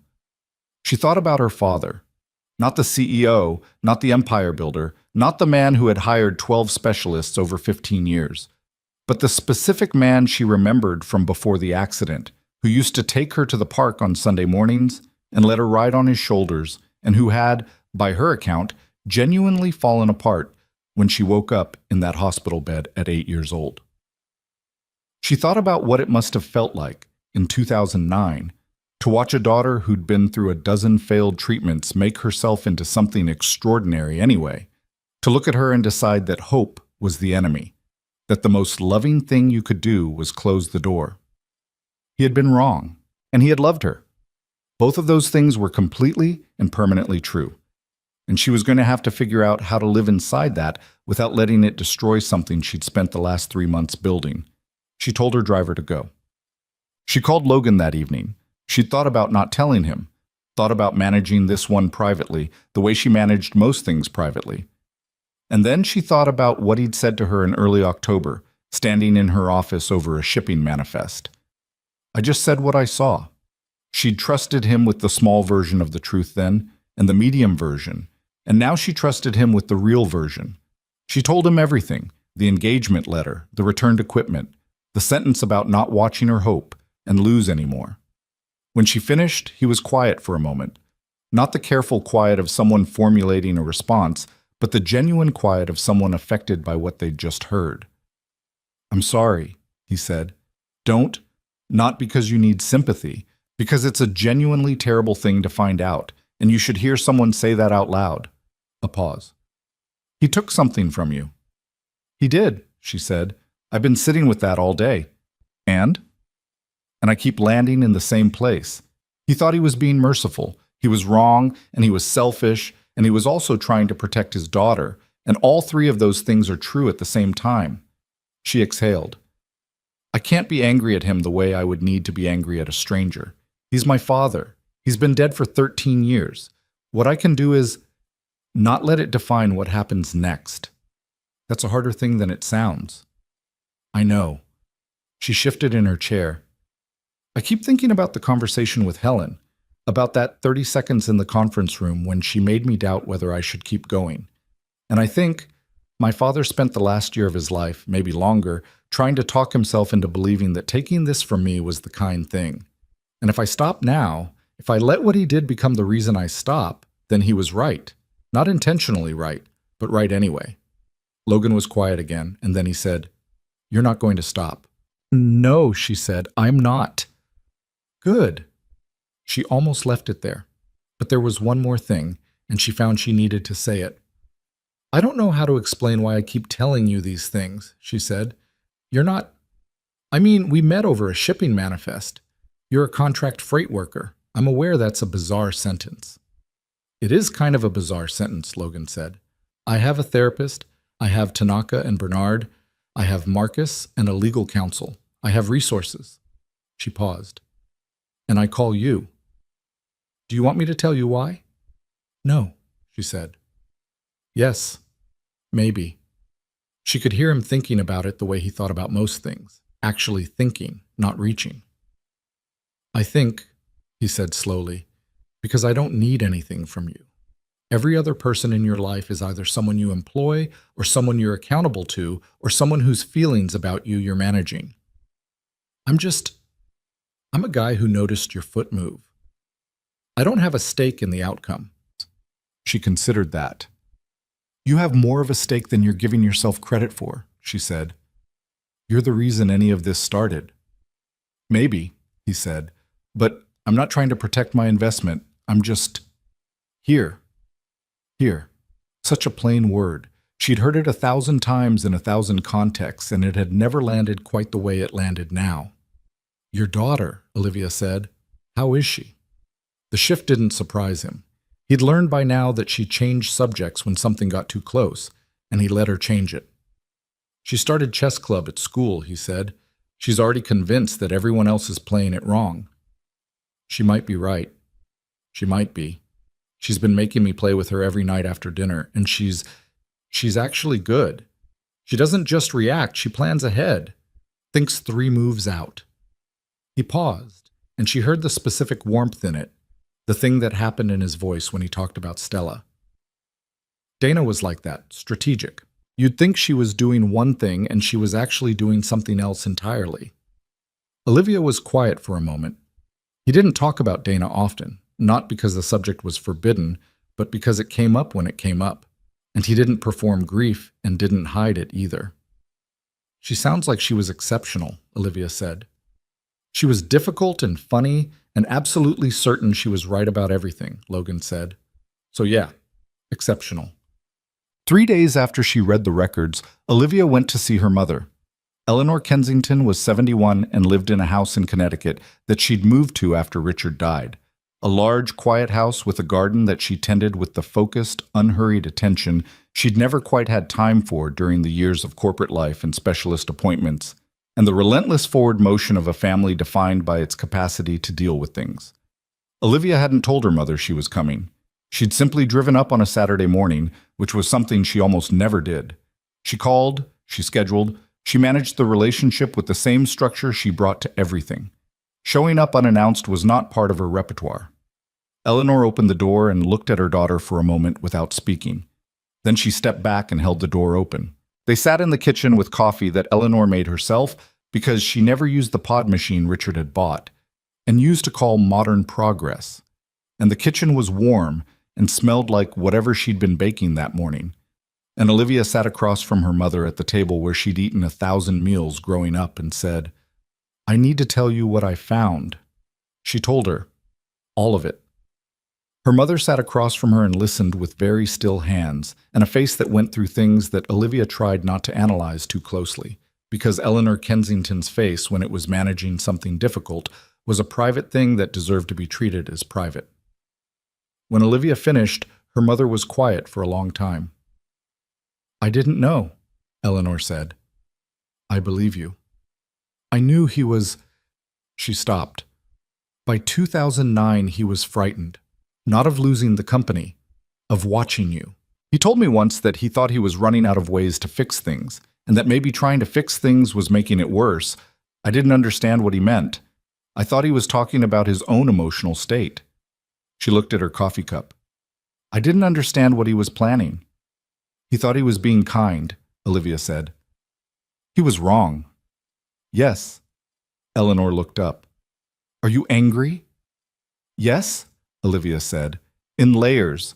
I'm angry at him, and I'm angry at the neurologist, and I'm angry at myself for accepting the conclusion without pushing harder, and then I'm angry at myself for that anger because I was 31, and I'd already been through it 11 times, and I had every reason to believe it was over. She wrapped both hands around her mug. And underneath all of that, I understand why he did it, which is the hardest part. Her mother reached across the table and put her hand over Olivia's. It was a simple gesture, and Eleanor was not a physically demonstrative person as a general rule, which made it mean more rather than less. The rehab is working, Olivia said. My leg took weight in December. We're building on it. Eleanor pressed her hand. Tell me what it felt like, she said. When your leg took weight. Tell me exactly. And Olivia did. She sat at her mother's kitchen table on a Saturday morning in January and described the parallel bars and the shaking and Bernard's voice saying, let yourself shake, and the way 4 seconds could feel like a complete rearrangement of everything you knew. And her mother sat across from her and listened with the specific concentrated attention of a woman who had been waiting for this story for 30 years without knowing she was still waiting for it. February was brutal in a different way than January. The board situation came to a head in the second week. Helen had been unable to gain traction with the secondary shareholders. Olivia's direct outreach had been effective, but Helen was not the kind of person who accepted a closed door and moved on. She escalated by requesting a full board review of Olivia's executive performance, which was within her rights as a founding board member, and which was, by every objective measure, something Olivia had nothing to fear from. That didn't make sitting through it less grim. The review was a 3-hour process involving a third-party governance consultant who asked systematic questions about decision-making during the prior fiscal year, delegation patterns, response times, major strategic calls. Olivia answered everything cleanly and accurately because there was nothing inaccurate to say. The company had performed well, the major strategic decisions had been sound. The only thing that had changed in her operational approach was a reduction in personal hours in the office, which was offset by an increase in efficiency. The governance consultant's preliminary report, delivered 2 weeks later, found no significant concerns with executive performance. Helen received this information and appeared, at least externally, to accept it. Olivia didn't trust the appearance for a second, but there was nothing left to move against in the immediate term, so she filed it, maintained her monitoring of the secondary shareholder communications, and went back to work. The rehab, meanwhile, was entering what Bernard called the consolidation phase, building on the functional motor gains from December and January, increasing standing tolerance, beginning very preliminary weight-shifting work between the bars. It was meticulous and slow, and frequently frustrating in the specific way that progress that should feel enormous manages to feel insufficient because it's measured in inches against a deficit of miles. She fell twice in February. The first time was during a weight-shifting exercise when her right leg buckled at the ankle and she went sideways, catching herself on the bar, but not completely, ending up half on the mat with her shoulder taking the impact. Bernard was beside her immediately, professional and calm, and she was fine. The shoulder was sore for 2 days, but nothing structural. And she told herself it was data. A fall was information. It told her where the weakness was. The second fall was worse because it happened at the end of a session when she was tired and her attention had drifted, and she went forward instead of sideways. And Bernard caught most of it, but not all of it. And she ended up on the mat with her face pressed against the plastic surface and a pain in her wrist that turned out to be a minor sprain.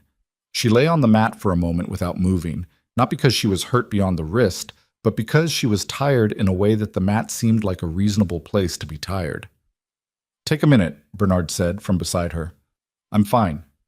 "I know. Take a minute anyway." She took the minute. She lay on the mat and stared at the acoustic tiles on the ceiling and thought about the archived correspondence and Helen's board review and the 2 in the morning nights and Stella asking her father the weight of everything. And she thought about whether she had the amount of something required to keep going, which was a question she'd never had to ask herself about anything before and which she resented having to ask now. She got up. It took effort and her wrist ached, and it was not graceful. She got up. "Good," Bernard said, and handed her a towel. She told Logan about the falls that evening. She almost didn't. The impulse to protect the narrative of progress, to present only the advancing version of the story, was deeply habitual, and she had to consciously override it. "How bad was the second one?" he asked. "Sprained wrist. It's wrapped." "Are you, I'm fine," she said. "I got up. I finished the session." "I know you did," he said. "I'm asking if you're okay, not whether you finished the session. Those are different questions." She sat with that. "I'm okay," she said. "I had a minute on the mat where I wasn't sure how much I had left, and then I got up, and I was okay." "What got you up?" She thought about it honestly. "I don't know exactly. Refusal, maybe. I don't have a more precise answer than that." "Refusal is enough," Logan said. "Is it?" "It got you off the mat." She looked at her wrapped wrist. Outside, February was doing what February did, being relentless and gray and showing no signs of finishing. "I want to ask you something," she said, "and I want you to answer honestly, not reassuringly." "Okay. Do you think I can do this?" He didn't answer immediately, which was the thing she'd learned to value most about him, the refusal to reach for the easy answer just because she'd asked for one. "I think," he said carefully, "that you have functional motor pathways that nobody knew existed for 30 years. I think you've made measurable gains in 5 months that your team didn't predict. I think you get off mats." A pause. "And I think that the question of whether you can do it isn't really what you're asking me." "What am I asking?" Whether it's worth the cost, he said. Whether the version of yourself on the other side of this, whatever that version looks like, is worth everything it's taking to get there. She was quiet for a long moment. Yes, she said. It is. She heard him exhale. Then you already have your answer, he said. You just needed to say it out loud. She looked at her wrapped wrist again, at the city outside, at the long gray February that would eventually become something else. Logan, she said. Yeah. Thank you. She said it plainly, without qualification, without redirecting afterward. Just the two words set down flat. He was quiet for a moment. You don't have to thank me for being here, he said. I know, she said. I'm thanking you anyway.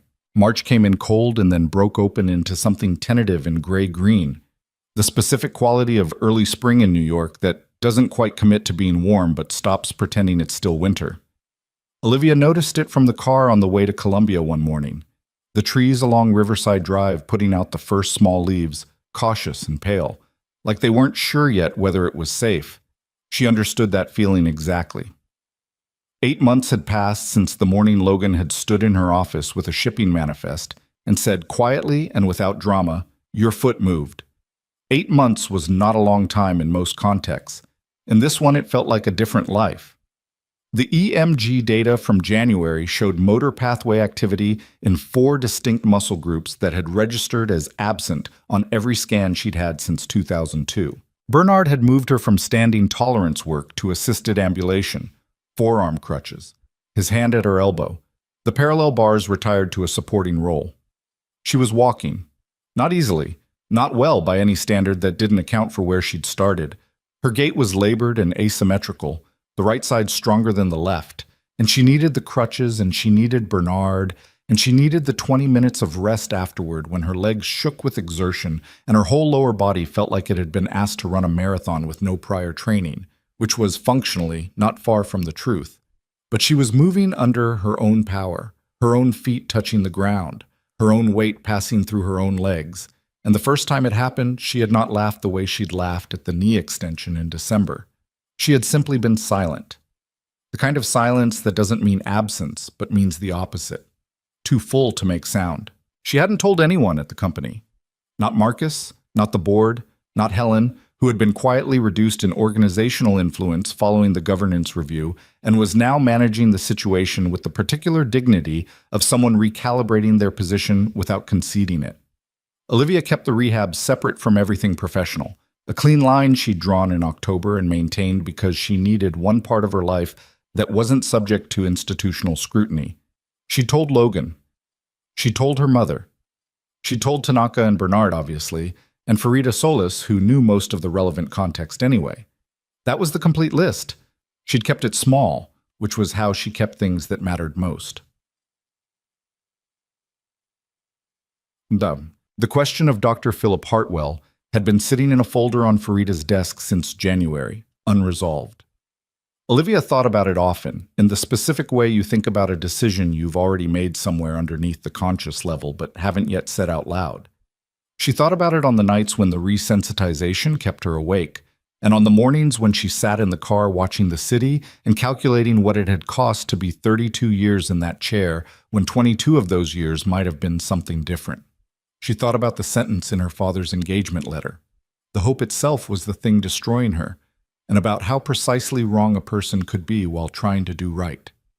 She called Farida in the 3rd week of March. "I'm not filing with the medical board," she said. Farida was quiet for a moment. "Can I ask why?" "Because Hartwell is 77 and retired, and he made a decision 17 years ago under the direction of a client who is dead.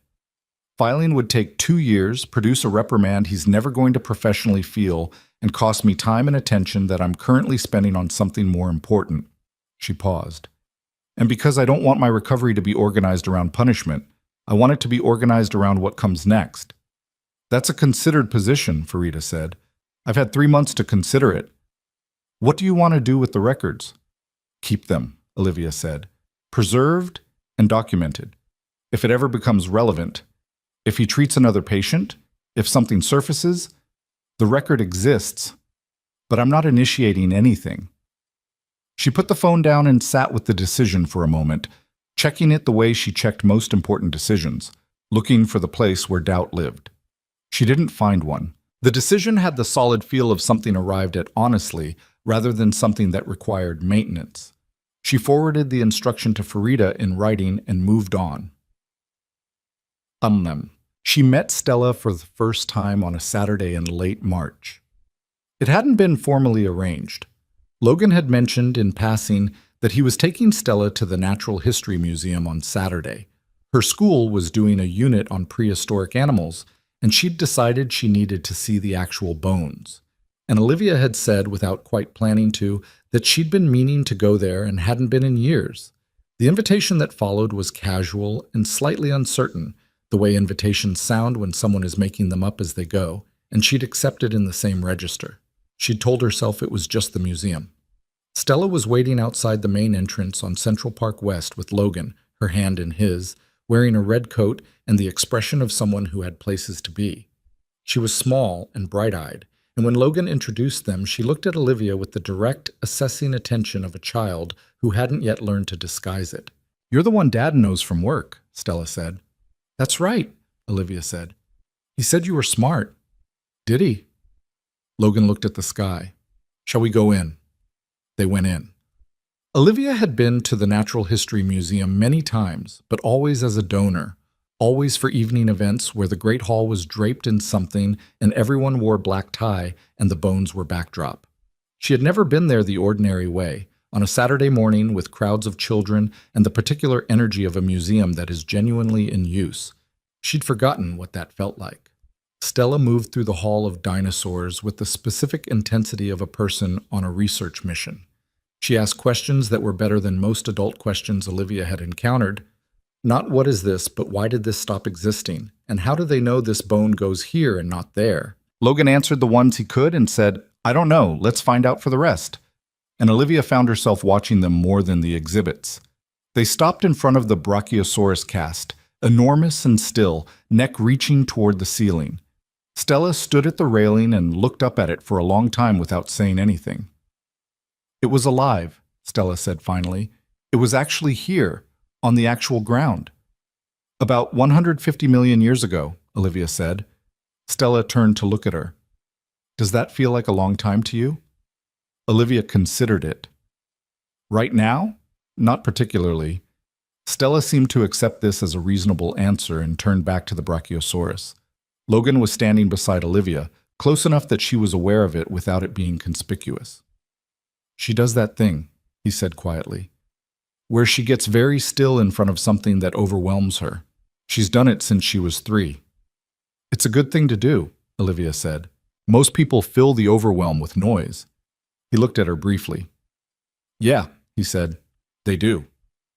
Later, at the cafe on the lower level, Stella having negotiated this with the strategic determination of someone who had planned it from the beginning, they sat with hot chocolate and coffee and a muffin that Stella was dissecting with scientific interest while explaining her theory that the chocolate chips were unevenly distributed as a form of quality control measure. "I think it's random," Logan said. "Nothing is random," Stella said with absolute certainty. Olivia laughed. "A real one, the involuntary kind." Stella looked at her with mild surprise, as if laughter was an unexpected but acceptable outcome. "She's going to be terrifying when she's an adult," Olivia said. "I know," Logan said. "I'm already preparing myself." Stella, having finished her analysis of the muffin distribution, turned her attention to Olivia with the directness that seemed to be her default mode. "My dad says you've been sick," she said. Logan opened his mouth. "He said you've been working on getting better," Stella continued, undeflected. "For a long time." Olivia looked at the child, at the careful, unvarnished attention in her face. She thought about all the things she'd learned in the past 8 months about what it meant to be looked at without pity or agenda, and she recognized the quality of Stella's attention as something in the same family. "That's right," Olivia said. "For a long time." "Is it working?" "Yes," Olivia said. "It's working." Stella nodded, satisfied. "Good," she said, and went back to the muffin. Logan caught Olivia's eye over Stella's head. He had a look on his face that she didn't fully have a word for yet. Not quite apology for the directness, not quite pride in the directness, something that held both and was mostly just him. She held the look for a moment and then looked at her coffee, and the warmth in her chest was something she was done trying to categorize. The real conversation happened in April. Not a planned one. Those tended to go sideways for them.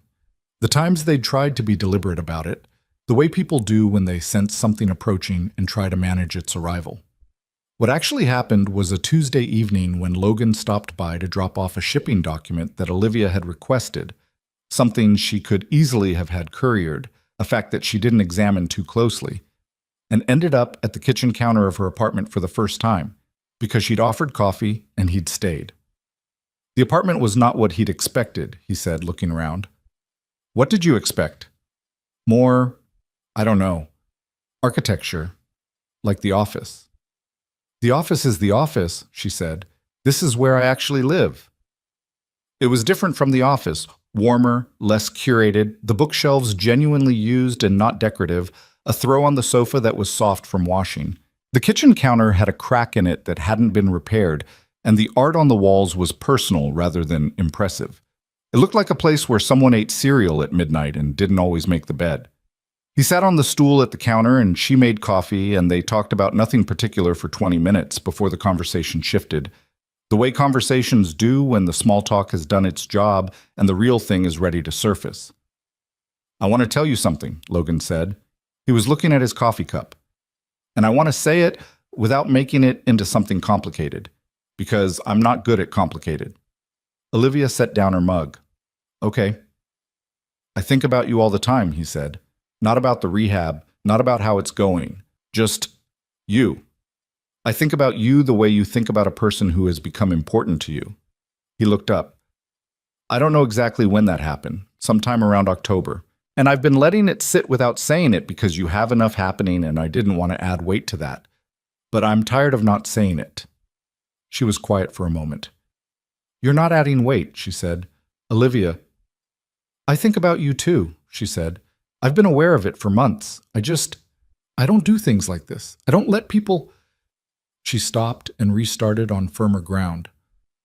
It's not that I don't want to. It's that I don't know how to do it without immediately calculating the risk. What's the risk? She looked at him. At the face she'd been looking at across phones and through glass walls and over shipping manifests for 8 months, that had become as familiar as anything in her daily life. That it matters, she said, and then something goes wrong. And I've spent my whole life being careful about the things that matter, because the ones that matter are the ones that cost the most when they... I know, he said. I know that. I know that better than almost anyone. He set his cup down on the counter. Dana mattered, and it cost more than I can fully explain. And I thought for a long time that maybe the lesson was not to let things matter that much. He paused. But I have a 7-year-old who asks the weight of everything and plays chess like she's already 3 moves ahead, and she needs me to show her what it looks like to choose things that matter. So, the kitchen was very quiet.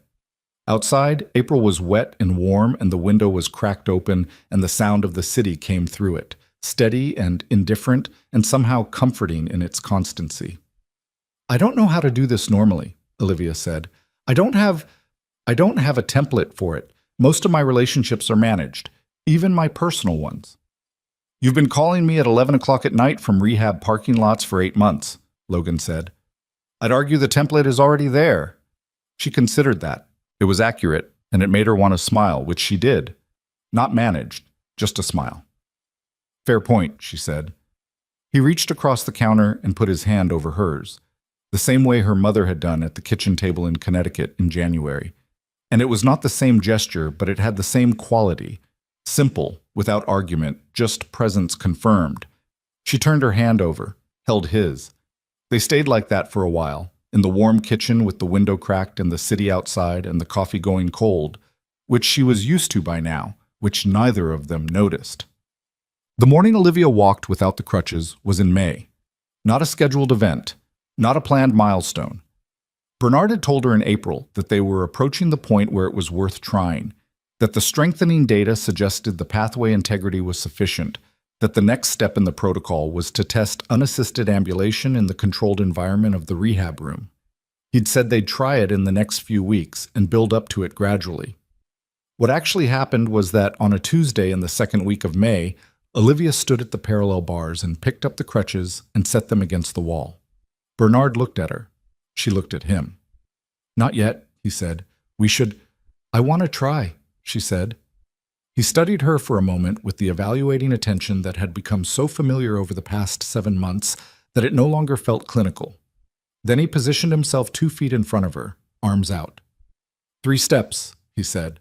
"If you get 3, that's the session." She let go of the bars. The first step was bad. Too much weight on the right, her left ankle rolling inward, and she grabbed the bar immediately and reset. She stood still and breathed and tried again. The second attempt was different, deliberate. She shifted her weight the way Bernard had shown her in 100 sessions, thought about the mechanics of it, thought about nothing, and stepped forward with her left foot and then her right and then her left again. And Bernard's hands were hovering near her elbows but not touching them, and she did not fall. She stopped. 3 steps. Roughly 6 feet, under her own power, her own legs, nothing holding her up but the body she'd been told for 30 years couldn't do this. She stood still for a moment that felt much longer than it was. Bernard was very quiet. The room was very quiet. The acoustic tiles on the ceiling were exactly what they'd always been, and the floor under her feet was the same rehabilitation mat she'd been working on since October, and nothing about the room had changed except that she was standing in the middle of it, and she had walked there. She didn't cry. She thought she might, and then she didn't because the feeling was too large for crying, had moved past the territory where tears were the appropriate response into something that didn't have a common expression. She stood in the middle of the mat and felt the floor under her feet and breathed. "Okay," Bernard said after a while. "Yeah," she said. "That was more than 3 steps." "I know." He retrieved the crutches and helped her sit because her legs were shaking with the effort and would be for a while, and she sat on the mat and let them shake. He sat beside her, and neither of them said anything for several minutes. Then Bernard, who was measured and clinical and had spent 7 months showing exactly appropriate professional enthusiasm, made a sound that was unmistakably him trying not to lose composure entirely. "Don't you start," Olivia said. "I'm not starting anything," he said, his voice slightly wrong. "You absolutely are." "Shut up," he said, which was not something he'd ever said to her before. And it made her laugh, which made him laugh, and they sat on the mat together and let it be what it was. She called Logan from the parking lot. She sat in the back of the car and called him before she told anyone else, before she called her mother, before she said anything to Tanaka who was going to want a full report. She called Logan because he was the first one. He had been the first one from the beginning, standing in her office with a shipping manifest, saying, "I just said what I saw," and she wanted him to know. "Logan," she said when he picked up. Something in her voice must have reached him immediately because he said, "What happened?" And it wasn't a question, it was a hand reaching across the space between them. "I walked," she said. The silence was exactly as long as it needed to be, and not a second longer. "Olivia," he said. 6 feet, she said, without the crutches. By myself. She heard him exhale, slow, complete, the breath of someone who has been holding something for a long time and is only now putting it down. 6 feet, he said. "The mat is very ugly," she said. "I was looking at it the whole time, focusing on the mat, and I thought—" She stopped because this was the part she hadn't planned on saying.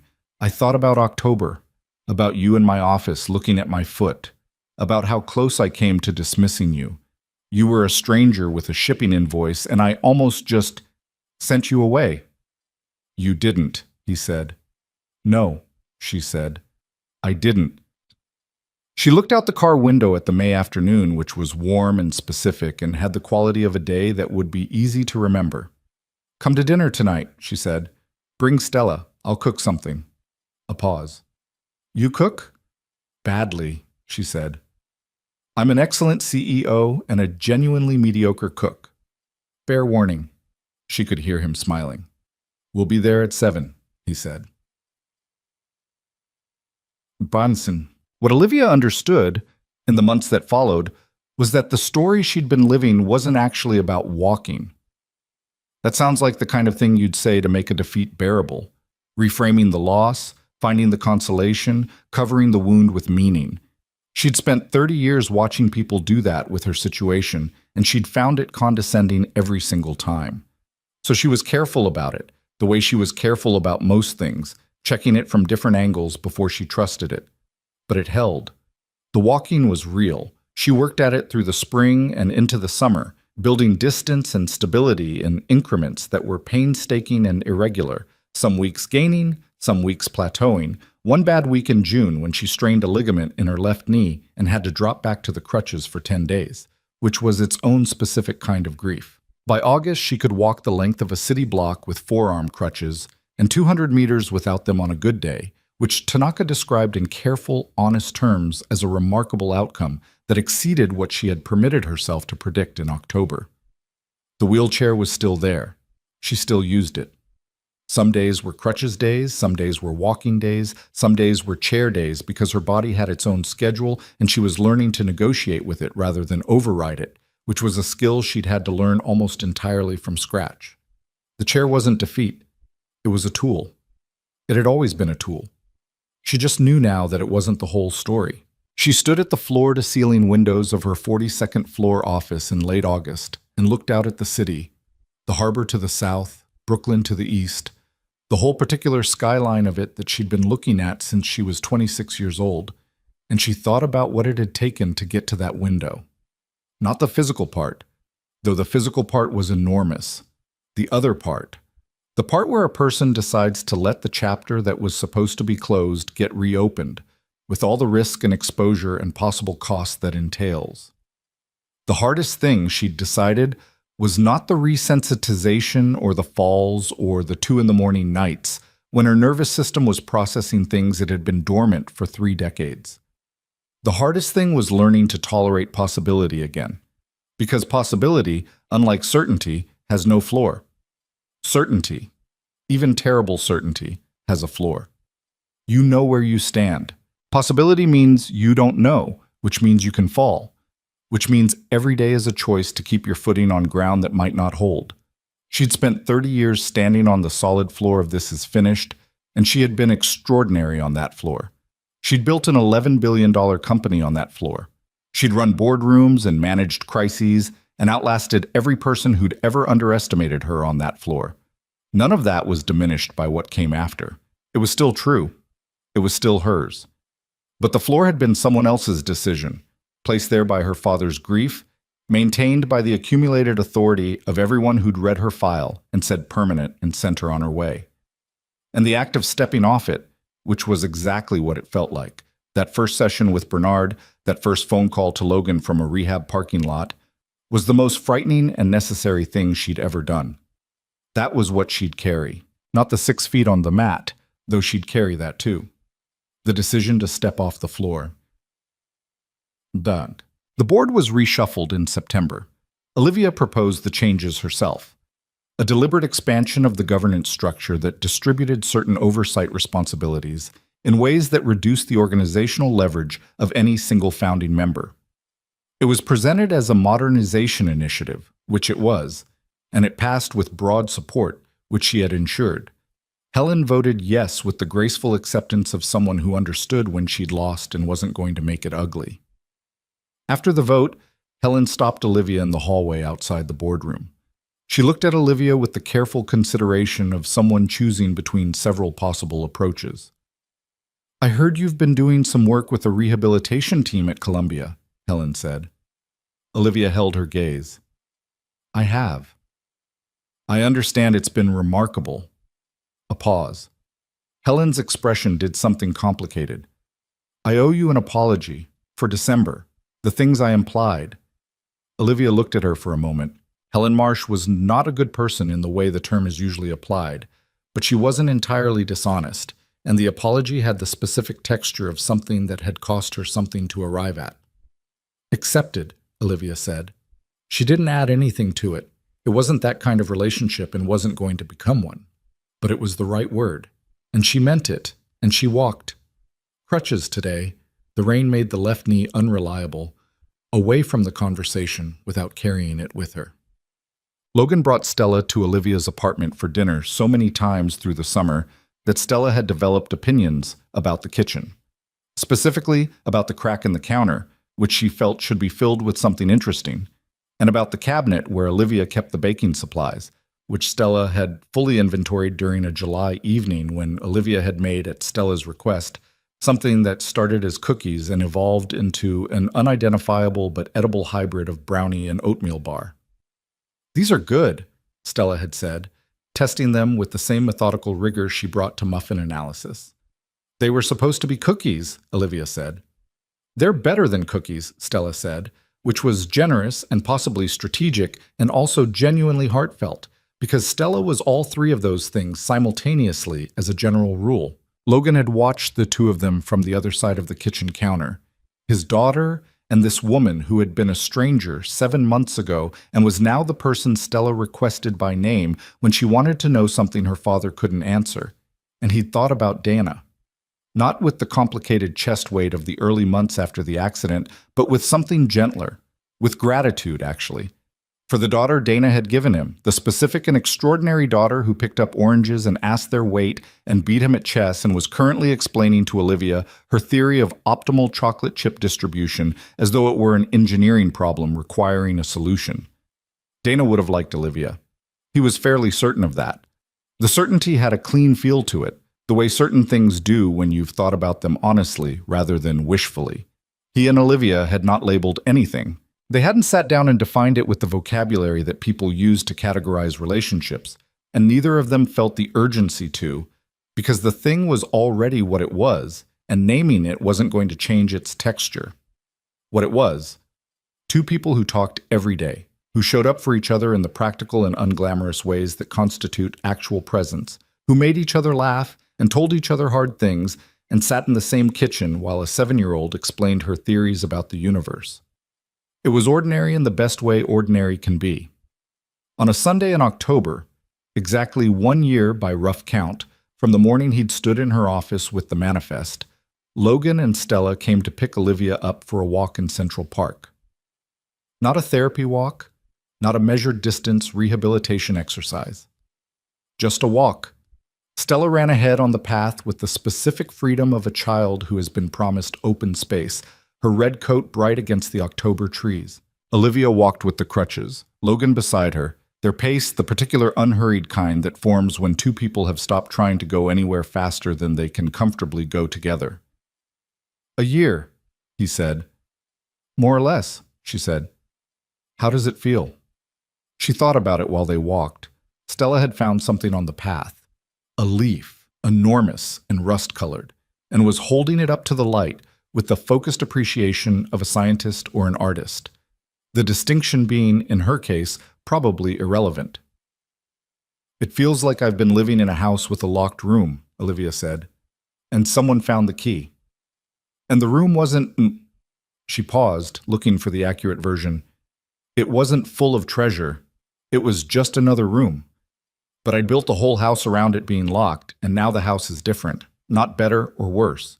Different." He was quiet for a moment, considering it. "Locked rooms tend to be the ones we organize everything else around," he said. "Yes," she said, "they do." Stella was still holding the leaf up to the light, turning it slowly. Logan watched his daughter, and Olivia watched Logan watch his daughter, and the park was doing its October thing, the smell of it, the particular slant of the afternoon light through the turning trees, the sounds of the city kept at a comfortable distance by the open space. "I need to tell you something," Olivia said. "Okay." "I'm starting a foundation for spinal injury rehabilitation access. The model Tanaka uses, the advanced pathway mapping, the neural retraining protocol. It's expensive and it's not covered by most insurance plans, and most people in the situation I was in don't have the resources I had." She kept her eyes on the path. "I could have died in that chair, figuratively, I mean, having no idea. Most people do. They're told the story is finished, and they believe it because they don't have the money to question it. I'm going to change that." Logan was quiet for a moment. "When did you decide this?" "January," she said. "When I read the records. But I've been planning it since April." She paused. "I'm naming it after my father. Not because I've forgiven everything fully. I'm still working on that part. but because I understand what he was afraid of. And I want something to exist in the world that answers the fear instead of surrendering to it. He didn't say anything for a while. They walked. Stella had moved further ahead and was now engaged in some taxonomy of fallen leaves that appeared to involve sorting them by color into two separate piles.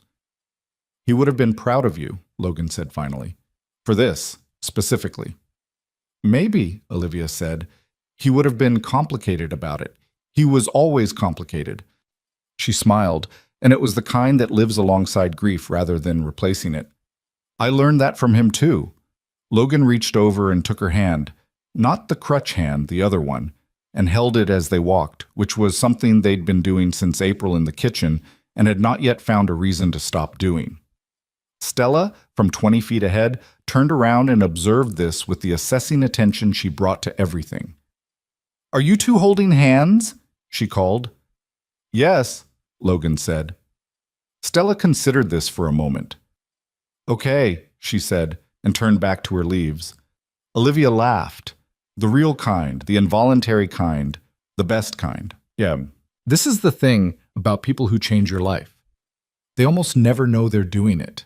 They're just being themselves, honest or stubborn or attentive in ways that happen to be exactly what's needed at exactly the right time.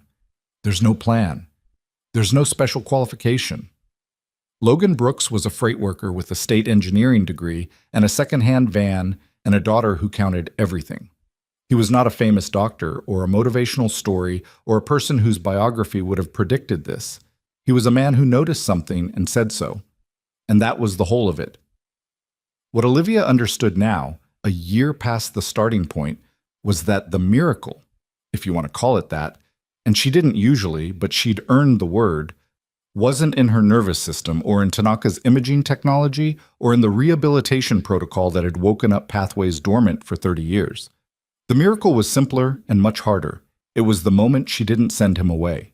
The moment she heard your foot moved and instead of closing the door, she left it open. Just barely. Just enough for the light to get in. Hope is not comfortable. It is the least comfortable of all the things you can choose. It asks you to stand on uncertain ground and keep standing, to build towards something that might not arrive, to tolerate the long middle stretch between the problem and the answer where you can't see the end and the cost is already real.